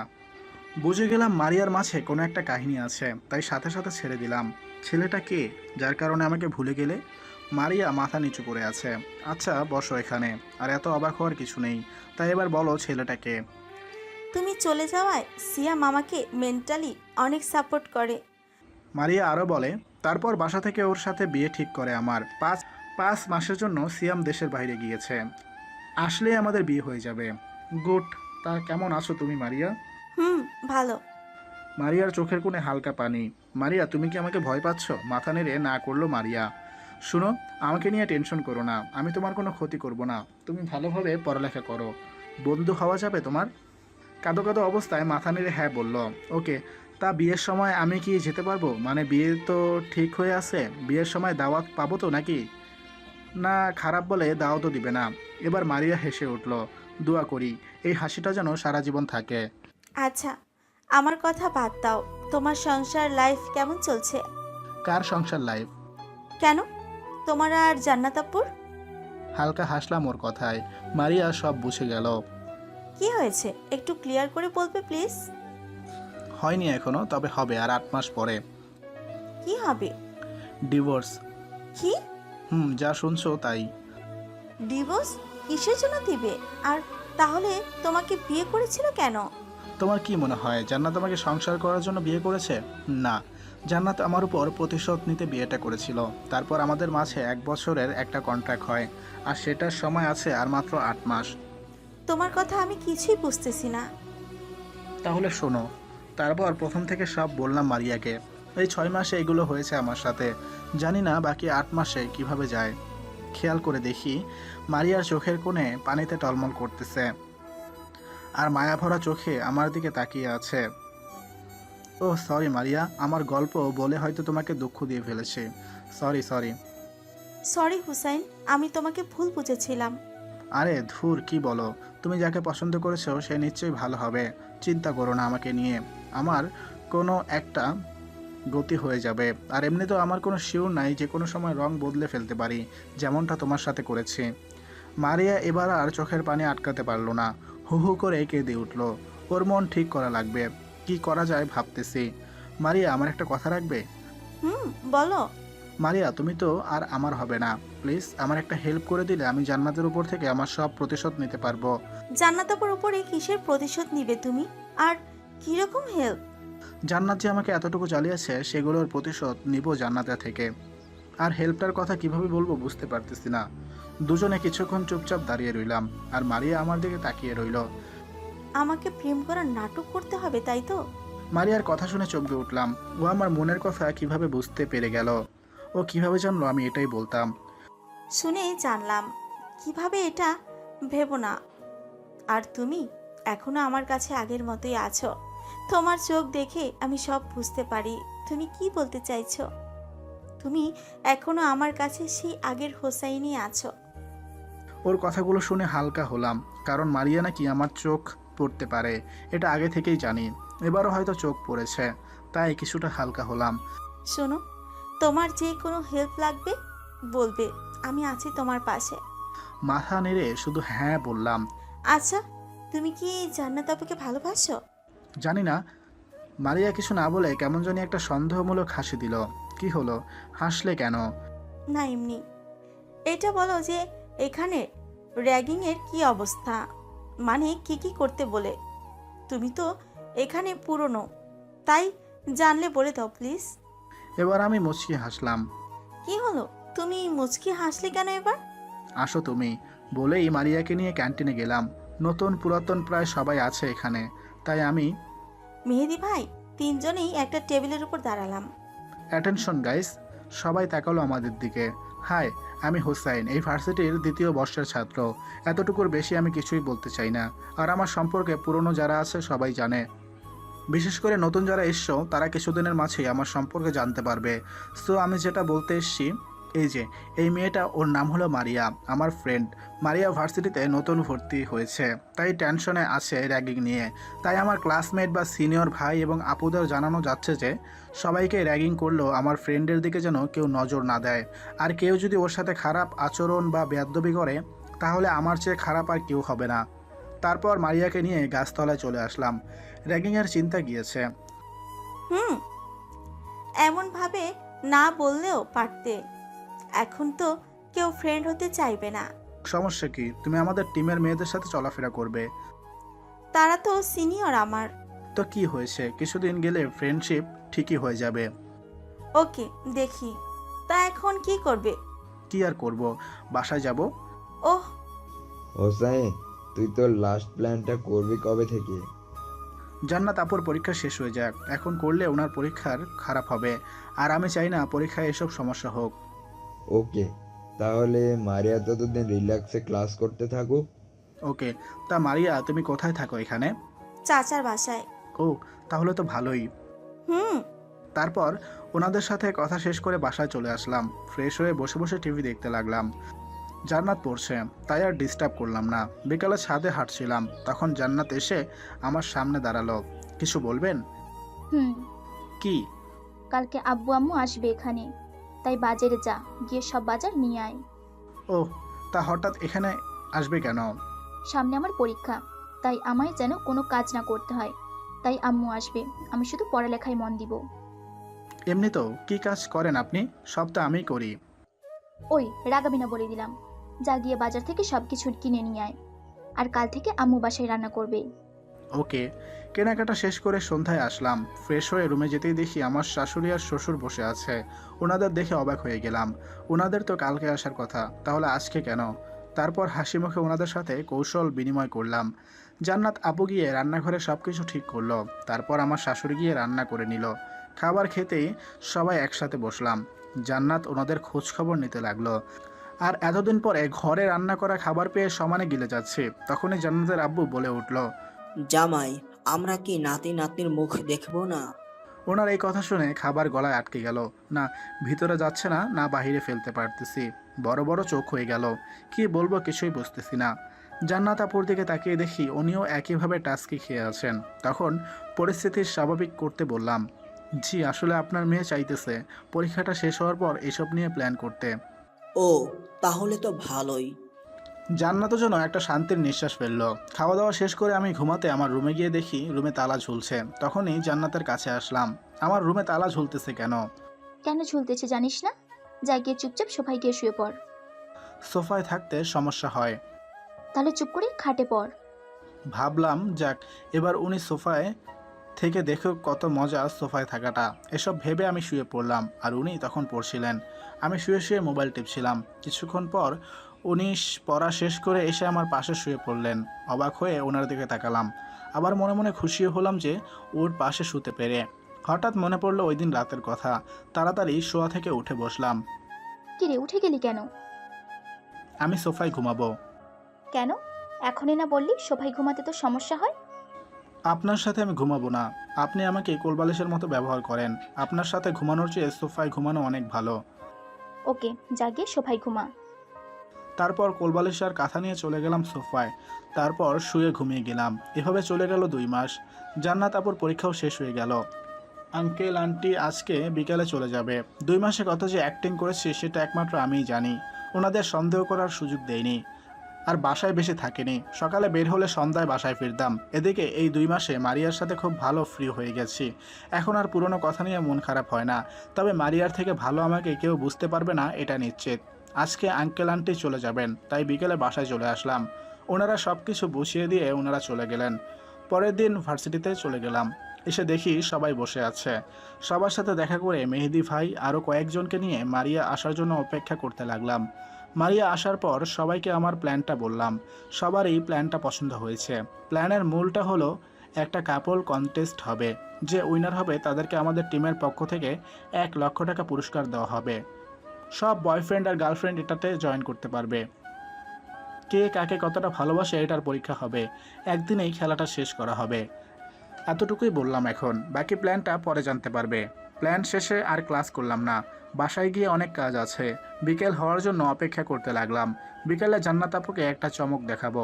বিকেলে জান্নাত আপুকে ডাক দিয়ে ছাদে নিয়ে আসলাম। ওনাকে নিয়ে এক পাশে দাঁড় করালাম। যা হচ্ছে তা যদি কাজ করে যায় তাহলে জান্নাতকে বুঝাবো কত ধানে কত চাল। কিরে কিছু বলবি নাকি? তাহলে বল। তারপর হঠাৎ পিছন থেকে গোলাপ ফুলটা বের করে হাঁটু গেড়ে বসে ওর সামনে তুলে ধরলাম। আমি আপনাকে ভালোবেসে ফেলেছি, আপনি প্লিজ না করবেন না। আসলে আপনাকে প্রথম দেখাতেই ভালোবেসে ফেলেছি, তাই প্লিজ আমাকে ফিরিয়ে দিবেন না। জান্নাত শুধু হা হয়ে তাকিয়ে আমাকে দেখতেছে, কোনো কিছু বলছে না। কি হলো, কিছু বলেন না কেন? ডাক দেওয়াই ঘোর কাটলো ওনার। তারপর বলল, ওই তোর মাথা ঠিক আছে? কি বলছিস তুই? আমার মাথা একদম ঠিক আছে। তাহলে এসব কি বলছিস? আর 5 মাস আছি আমি তোর সাথে, এখন এসব বলে আমাকে রাগাস না। আপনি এভাবে বললেন না প্লিজ, আমি আপনাকে ছাড়া থাকতে পারবো না। তাহলে গিয়ে মর। আর যদি কখনো এরকম ভালোবাসি কথাটা বলিস তাহলে তোকে মেরে হাত পা ভেঙে দিব বলে দিলাম। বলেই পাশ কাটিয়ে চলে গেল। আর আমি দাঁড়িয়ে মনে মনে হাসতে লাগলাম। যাক, প্ল্যানটা কাজে দিয়েছে। তারপর আবার মন খারাপের ভান ধরে রুমে চলে আসলাম। রাতে কেউ কারোর সাথে কথা বললাম না। খাওয়া দাওয়া করে যে যার মতো শুয়ে পড়লাম। পরের দিন ভার্সিটিতে যাওয়ার পর সবাই মিলে অনুষ্ঠানের দিন তারিখ ঠিক করলাম। ঠিক 15 দিন পর অনুষ্ঠানটা অনুষ্ঠিত হবে। এভাবে আরও 7 দিন চলে গেল। জান্নাতের সাথে এখন আর কথা বলি না। উনি কেমন যেন চুপচাপ হয়ে থাকে সারাদিন, তাই আমিও কিছু বলি না। ভার্সিটিতে গিয়ে বললাম আজ থেকে আমাদের প্ল্যানটা শুরু করব। বলেই বাসায় চলে আসলাম। এসে দেখি জান্নাত আপু ড্রয়িং রুমে বসে টিভি দেখছে, তাই আমি ফ্রেশ হয়ে এসে ওনার পাশের সোফায় বসে টিভি দেখতে লাগলাম। মোবাইল থেকে মারিয়াকে একটা কল দেওয়ার জন্য মেসেজ দিয়ে মোবাইলটা রেখে আমি ছাদে চলে গেলাম। গিয়ে মনের আনন্দে গান গাইতে লাগলাম। একটু পরে বাসায় গেলেই শুরু হবে যত সব কাহিনী। প্রায় 15 মিনিট পর ছাদ থেকে বাসায় গেলাম। গিয়ে দেখি জান্নাত আপু রেগে আগুন হয়ে আছে। আমি গিয়ে কিছু না বোঝার ভান ধরে আবার টিভি দেখতে লাগলাম। কিছুক্ষণ রাগী চোখে আমার দিকে তাকিয়ে থেকে জান্নাত আপু বলে উঠল, হুসাইন, মারিয়া কি আমাদের ভার্সিটিতে ভর্তি হয়েছে? অবাক হওয়ার ভান ধরে ওর দিকে তাকালাম আমি। তারপর মাথা নেড়ে হ্যাঁ বললাম। তোর আর মারিয়ার মাঝে কি চলতেছে? কি আবার চলবে? মারিয়ার আমার মাঝে আগে যেটা ছিল এখন সেটাই চলছে। মানে? জান্নাতের রাগটা বাড়তে লাগলো। মানেটা জানেন না আপনি? তুই মারিয়ার নাম্বার কি দিয়ে সেভ করেছিস? যেটা মন চায় সেটা দিয়ে। আর আপনি আমার ফোন ধরলেন কেন? মোবাইল রেখে হারিয়ে গিয়েছিলি, আর এইদিকে তোর মোবাইল বাজতে ছিল, তাই রিসিভ করতে হয়েছিল। আর আমি যদি কলটা না ধরতাম তাহলে তো জানতামই না যে তুই আমার পেছনে কি করিস। আপনার পিছনে করতে যাব কেন? আর এমনিতেও আপনার পিছনে করতে হবে কেন? আমার কি কোনো মতামত নেই নাকি? আমি এত কিছু বুঝি না। আমার সাথে যতদিন আছিস ততদিন অন্য কারোর সাথে কথা বলতে পারবি না। আপনার সাথে আছি মানে? এই যে আমরা একসাথে থাকতেছি। আপনি এটাকে একসাথে থাকা বলেন? আরে এর চেয়ে তো ভালো গরুর সাথে থাকলেও। কমপক্ষে এতটুকু হলেও ভালোবাসতো আমাকে। দেখ, তুই কিন্তু তোর সীমা অতিক্রম করতেছিস। সীমা আমি না, আপনি অতিক্রম করতেছেন। কারণ এই কয়েকটা মাসে কম জ্বালাননি আমাকে। অনেক সহ্য করেছি আর না। এখন আপনি আপনার মতো থাকেন, আমি আমার মতো থাকি। তুই কি বলতে চাচ্ছিস? মানে আপনিও আপনার একটা কাউকে খুঁজে নেন যে আপনার এসব জ্বালা সহ্য করবে। আমি আমার ভালোবাসার মানুষ খুঁজে নিয়েছি। তোর ভালোবাসার মানুষ মানে? তুই না আমাকে ভালোবাসিস? জান্নাত অবাক হয়ে বলল, বাসতাম, কিন্তু আপনি তো মুখের উপর না করে দিয়েছেন, তাই আপনাকে আর জোর করিনি। মারিয়া এখনো আমাকে ভালোবাসে, তাই আর তাকে ফিরিয়ে দেইনি। ও, তুই কি চাস আমি আম্মুকে উল্টাপাল্টা বানিয়ে বলি, তারপর উনি এসে তোকে সোজা করুক? আম্মুর ভয়টা দেখানো বন্ধ করুন প্লিজ। কারণ এই কয়েক মাসে আপনি আমার সাথে কি কি আচরণ করেছেন বা কি রকম আমাদের সম্পর্ক তার কয়েকটা ভিডিও আছে আমার কাছে। তাই এসব ফালতু ভয় দেখাবেন না। কারণ আমি যদি ভিডিওগুলো আম্মুকে দেখাই তখন আপনার অবস্থা কি হবে বুঝতে পারছেন? জান্নাত আর কোনো কিছু না বলে একদম চুপ হয়ে গেল। আর কিছু বলার নেই ওনার, এটা ভালো করেই বুঝতে পেরেছে। দেখুন, আপনি এখন আপনার মতো থাকুন আর আমাকে আমার মতো থাকতে দিন। জান্নাত আর কিছু না বলে সোজা নিজের রুমে চলে গেল। আমিও আর কিছু না বলে নিজের মতো চলে আসলাম আমার রুমে। রাতে আমি খাওয়া দাওয়া করে রুমে চলে গেলাম। তারপর হয়তো জান্নাত খেয়েছে। সকালে ঘুম ভেঙে তাকিয়ে দেখি 9টা বেজে গেছে। তাই উঠে ফ্রেশ হয়ে রুম থেকে বেরিয়ে দেখি জান্নাত সোফায় বসে টিভি দেখছে। আমি কিছু না বলে না খেয়েই ভার্সিটিতে চলে গেলাম। আরও 2 দিন চলে গেল আমাদের কথা না বলেই। জান্নাত কি যেন সারাদিন ভাবে, তাই আমিও আর কথা বলি না ওর সাথে। তবে এভাবে যে বেশি দিন যাবে না এটা ভালোভাবে বুঝতেছি। বিকেলে ভার্সিটি থেকে এসে হালকা ঘুমাবো বলে ঠিক করলাম। যা ভাবা তাই কাজ। তবে ঘুমটা বেশিক্ষণের জন্য হয়নি, কারো ডাকে ঘুমটা ভেঙে গেল। তাকিয়ে দেখি জান্নাত দাঁড়িয়ে আছে, চোখে হালকা পানি নিয়ে। তাই উঠে বসলাম শোয়া থেকে। এখনই ছাদে আয়, তোর সাথে কথা আছে আমার। বলেই সোজা চলে গেল। আমি কিছু বলার অপেক্ষা করলো না। উঠে ফ্রেশ হয়ে চলে গেলাম ছাদে। গিয়ে দেখি জান্নাত এক কোণায় দাঁড়িয়ে আছে। তাই ওর কাছে গেলাম। কি বলবেন বলেন? একটু রাগ দেখিয়ে বললাম, তুই এভাবে কথা বলছিস কেন? জান্নাত মায়াভরা দৃষ্টিতে তাকিয়ে বলল, সরি, ঘুম থেকে উঠে এসেছি তো তাই। বলেন কি বলবেন? তুই আমাকে কয়েকদিন আগে বলেছিলিস না তুই আমাকে ভালোবাসিস? হুম। আমি তো তোকে ফিরিয়ে দিয়েছিলাম, তাই না? কিন্তু এখন এসব বলতেছেন কেন? আজকে যদি বলি আমি তোকে স্ত্রীর অধিকার দিতে চাই? জান্নাতের কথা শুনে হা হয়ে গেলাম। তবে এটা যে হবার তা আগেই আন্দাজ করতে পেরেছিলাম, কিন্তু কি বলবো বুঝতে পারছিলাম না। কি রে, কিছু বলছিস না কেন? সরি, আসলে আমি এখন আর আপনাকে ভালোবাসি না। আর মারিয়াকে আমি কথা দিয়েছি যে ওকে আমি বিয়ে করব। তাই প্লিজ, মারিয়া থাকতে আমি আর কাউকে নিয়ে ভাবতে চাই না। কেন, আমি কি মারিয়ার চেয়ে সুন্দর না? আমি তা বলিনি। আসলে মারিয়া আমাকে অনেক ভালোবাসে। আর এমনি তো আমি ওর মন একবার ভেঙেছি, আর মন ভাঙতে চাই না। আমি মারিয়াকে বুঝিয়ে বলবো, তাও তুই আমাকে ফিরিয়ে দিস না প্লিজ। সরি, আমি পারবো না বলেই ওনার দিকে তাকালাম। দেখ, বারে বারে একটা কথা বলতে ভালো লাগছে না, তার যা বলছি তা মেনে নে, নাহলে আমি কিছু একটা করব বলে দিলাম। জান্নাত হালকা রাগ দেখিয়ে বলল, আপনি যা পারেন করেন। বলেই ওনাকে পাশ কাটিয়ে চলে আসলাম। নিচে এসে পড়তে বসে পড়লাম। তারপর খাওয়া দাওয়া করে শুয়ে পড়লাম। মনে মনে ভাবতে লাগলাম যে এবার থেকে বুঝবে জান্নাত আমাকে জ্বালানোর মাসুলটা কিভাবে নেই আমি। এসব ভাবতে ভাবতে কখন যে ঘুমিয়ে গেলাম তা বলতে পারি না। ঘুম থেকে উঠে ফ্রেশ হয়ে নাস্তা করতে গিয়ে দেখি জান্নাত বসে আছে। চোখগুলো লাল হয়ে আছে আর চোখের নিচে হালকা কালো হয়ে আছে। বুঝতে বাকি রইল না সারা রাত সজাগ হয়ে কান্না করেছে হয়তো। জান্নাতের দিকে খেয়াল না করে আমি চলে গেলাম ভার্সিটিতে। তারপর সবাইকে কালকের ঘটনাটা বললাম। তারপর ক্লাস শেষ করে সবার সাথে আড্ডা দিতে দিতে লেট হয়ে গেল, তাই লেট করেই বাসায় চলে আসলাম। ফ্রেশ হয়ে এসে দেখি জান্নাত গল্পের বই পড়তেছে। আমি এসে ওর পাশে সোফায় বসে পড়লাম। এখনও চোখগুলো ফোলা আছে আর কালো দাগগুলো স্পষ্ট হচ্ছে। হঠাৎ জান্নাত বলে উঠল, কিরে এত দেরি হলো যে, সারাদিন কোথায় ছিলি? ক্লাস শেষ করে মারিয়াকে নিয়ে একটু ঘুরতে গিয়েছিলাম, তাই আসতে দেরি হয়ে গিয়েছিল। জান্নাতকে রাগাতে বললাম কথাটা। শান্ত মুখটা নিমিষেই লাল হয়ে গেল। ঘরে বউ থাকতে তুই বাইরের মেয়ে নিয়ে ঘুরতে যাস, লজ্জা করে না? সরি, আপনি আমার বউ না, আমাদের কন্ট্রাক্টে বিয়ে হয়েছে, তাই এসব ফাউল কথা বলবেন না। দেখ, আমাকে রাগাবি না, তাহলে আমি যে কি করব নিজেও জানি না। আপনি কি করবেন সেটা আমার দেখার ব্যাপার না, যা করার করেন গিয়ে। আমি তোকে সোজা করে ফেলবো বলে দিলাম। আপনি আমার কিছুই করতে পারবেন না, তাই ভয় দেখানো বন্ধ করুন। এক ছিল আম্মুর কাছে নালিশ দেওয়া, তাও বন্ধ করে দিলাম আমি। ঠিক বলেছিস, তোর ক্ষতি না, করব না, করার পর বুঝবি কার ক্ষতি করেছি। মানেটা তোকে বলতে যাব কেন? আপনাকে বলতে হবে না। আর কিছু বলার আগেই আমার ফোনটা বেজে উঠল। তাকিয়ে দেখি মারিয়া ফোন দিয়েছে। মনে মনে খুশি হলাম। যাক, এবার জান্নাতকে একটু রাগিয়ে নেওয়া যাক। কলটা ধরলাম। হ্যাঁ বেবি, বলো। হুসাইন, জান্নাত কি সামনে বসে আছে নাকি? বেবি, তোমাকে আমি অনেক ভালোবাসি। তাকিয়ে দেখি জান্নাতের চোখগুলো রাগে লাল নীল হলুদ রং ধারণ করেছে আর আমাকে কাঁচা খেয়ে ফেলবে এমন মনে হচ্ছে। আমি সেদিকে পাত্তা না দিয়ে নিজের মতো করে কথা বলতে লাগলাম। ওহ, তা কালকে ভার্সিটিতে একটু তাড়াতাড়ি আইসো, কাজ আছে। ওকে, তুমি চাইলে রিহার্সেল বাসায় করতে পারি। যেভাবেই হোক এই কন্টেস্টে জিততে হবে আমাদের বেবি। তাড়াতাড়ি আইসো, রাখি ভাই।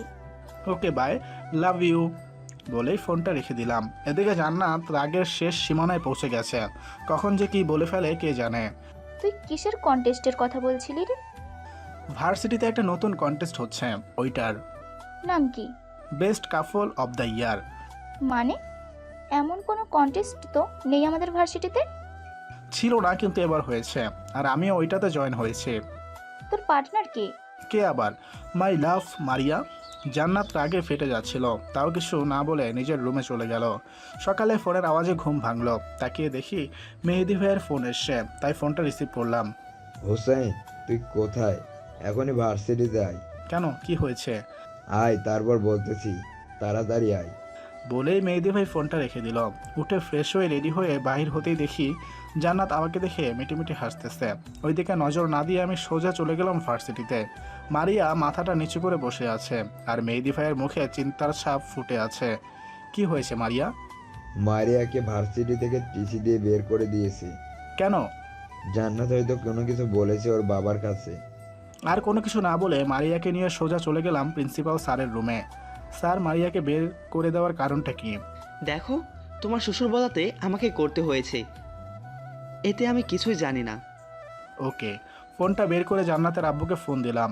রিং হওয়ার একটু পর ধরলো। হ্যাঁ বাবা, বলো। আপনি এখনই আমার বাসায় গিয়ে জান্নাতকে নিয়ে ভার্সিটিতে আসেন, 1 ঘন্টার ভিতরে আসবেন বলেই ফোনটা কেটে দিলাম।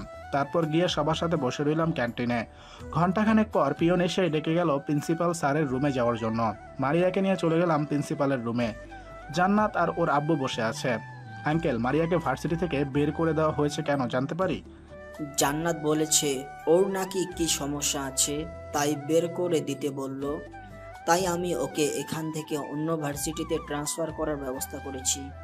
জান্নাত, তোমার সাথে আমার কথা আছে, একটু ওই রুমে আসো বলেই মারিয়া আর আমি পাশের রুমে গেলাম। কিছুক্ষণ পর জান্নাত আসলো।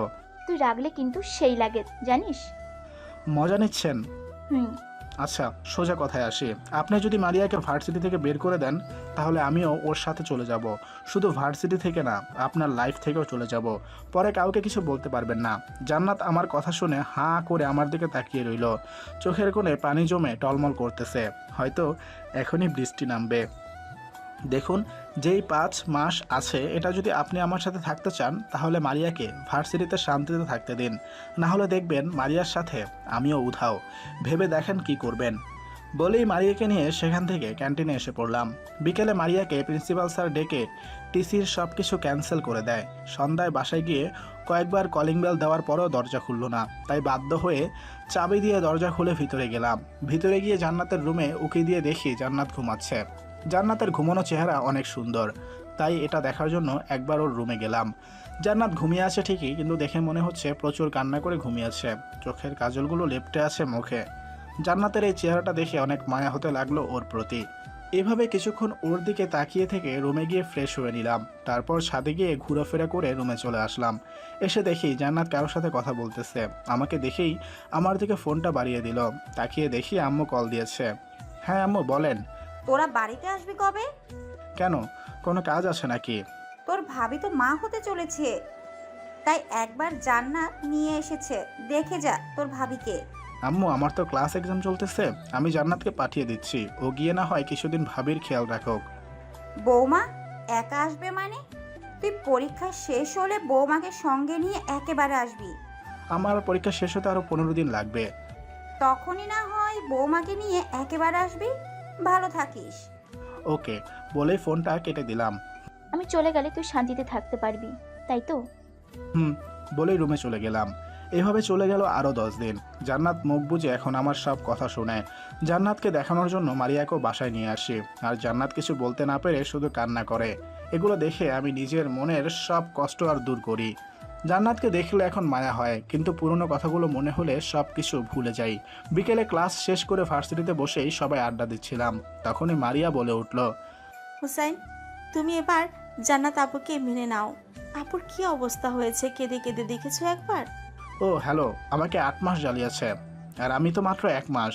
এত তাড়াতাড়ি হুসাইন কাউকে ক্ষমা করে না। তুমি দেখেছো জান্নাত আপু কতটা শুকিয়ে গেছে? উনি ওনার ভুলটা বুঝতে পেরেছে, আর যে তার নিজের ভুলটা বুঝতে পারে তাকে ক্ষমা করে দেওয়াই মহৎ গুণ। মারিয়া প্লিজ, জান্নাত আরও কিছুদিন না হয় জ্বলে নিক, তারপর না হয় বলবো। না হলে এটা অনেক কম হয়ে যাবে। কয়েকদিন পরে না হয় জান্নাতকে সব বলে দিব। তোমাকে কিছুই বলতে হবে না, সময় হলে আমি নিজে জান্নাত আপুকে সব বলে দিব। ওকে, কিন্তু আরও কিছুদিন এভাবে চলার পর বলবো। ওকে, তা তুমি না গ্রামে যাওয়ার কথা, কবে যাবে? কাল বিকালে গিয়ে ভাবিকে দেখে আসবো ভাবতেছি, আর কিছুদিন থেকেও আসবো। ওকে, বেস্ট অফ লাক। আর কিছুক্ষণ গল্প করে বাসায় চলে আসলাম। পরের দিন বিকেলে জান্নাতকে নিয়ে বাসায় চলে আসলাম। সবার সাথে কথা শেষ করে রুমে গিয়ে ফ্রেশ হয়ে নিলাম। রাতে সবাই একসাথে খেতে বসলাম। তখনই ভাইয়া বলে উঠল, হুদা, তোকে তো চাচা বানিয়ে দিলাম, এবার বল আমি আমার ভাতিজার মুখ কবে দেখব? ভাইয়ার কথা শুনে কি বলবো বুঝতেছি না। শালার বেবি তো দূরের কথা, আজ পর্যন্ত থাপ্পড় ছাড়া আর কিছুই পাইনি। এসব ভাবছিলাম, তখনই জান্নাত বলে উঠল, খুব তাড়াতাড়ি পেয়ে যাবে ভাইয়া। যাক, আলহামদুলিল্লাহ। যাক, প্রাণে বেঁচে গেলাম। খাওয়া দাওয়া করে আমি রুমে গেলাম। কিছুক্ষণ পর জান্নাত এসে লাইট অফ করে আমার পাশে শুয়ে পড়ল। আমি উঠে সোফায় চলে যেতে লাগলাম। তখনই জান্নাত বলে উঠল, ভাইয়া কি বলেছে শুনিসনি? কখন? ওনাকে যে একটা ভাতিজা এনে দিতে বলেছে, তুই শুনিসনি? শুনেছি তো, কি করব আমি? তুই চাইলে কিন্তু আমরা ওনার ইচ্ছাটা পূরণ করতে পারি। প্লিজ এসব নাটকের কথা আমার সামনে বলবেন না। আমি আপনাকে আগেই আমার ডিসিশন শুনিয়ে দিয়েছি, তাই এসব ফাউল কথা বলবেন না প্লিজ। জান্নাত আর কিছুই বলল না। আমি কাঁথা আর বালিশ নিয়ে চলে গেলাম সোফায়। তারপর ঘুমানোর চেষ্টা করতে লাগলাম। কিছুক্ষণ পর কানে কারো চাপা কান্নার হালকা আওয়াজ আসতে লাগলো। বুঝতে বাকি রইল না জান্নাত কান্না করতেছে। খারাপ লাগছিল, তাও আমাকে কষ্ট দেওয়ার সব ফল ভোগ করিয়ে ছাড়ব। এসব চিন্তা বাদ দিয়ে আরামে ঘুম দিলাম। এভাবে চলে গেল আরও 7 দিন। বিকেলে ভাইয়া আর আমি বসেছিলাম। তখনই ভাবি এসে বলল জান্নাত নাকি কী কারণে আমাকে ডাকতেছে রুমে যেতে। তারপর ওনাদের কাছ থেকে বিদায় নিয়ে রুমে চলে আসলাম। জান্নাতের মুখ রাগে লাল হয়ে আছে, কী কারণে তাও বুঝতে পারছি না। এসব ভাবছিলাম, তখনই জান্নাত এসে ঠাস ঠাস করে 2 গালে চর বসিয়ে দিল। চর খেয়ে টাস কি হয়ে বসে রইলাম। কেন মেরেছে বা দোষটা বা কী করেছি কিছুই বুঝতেছি না। তাই জিজ্ঞেস করলাম, মারলেন কেন? তুই এতদিন জেনে শুনে আমাকে কষ্ট দিয়েছিস। বুঝে গেলাম মারিয়া সব বলে দিয়েছে, তাই চুপ করে রইলাম। তুই আমাকে এতদিন। আর কিছু বলার আগে এই জান্নাতকে আম্মু ডাক দিল, তাই চলে গেল। আর যাওয়ার সময় বলে গেল, তাতে তোর খবর আছে শয়তান। তারপর ফোনটা বের করে মারিয়াকে ফোন দিলাম। মারিয়া, তুমি কি সব বলে দিয়েছো? আপুকে অনেক জ্বালিয়েছো, এখন প্লিজ মেনে নাও।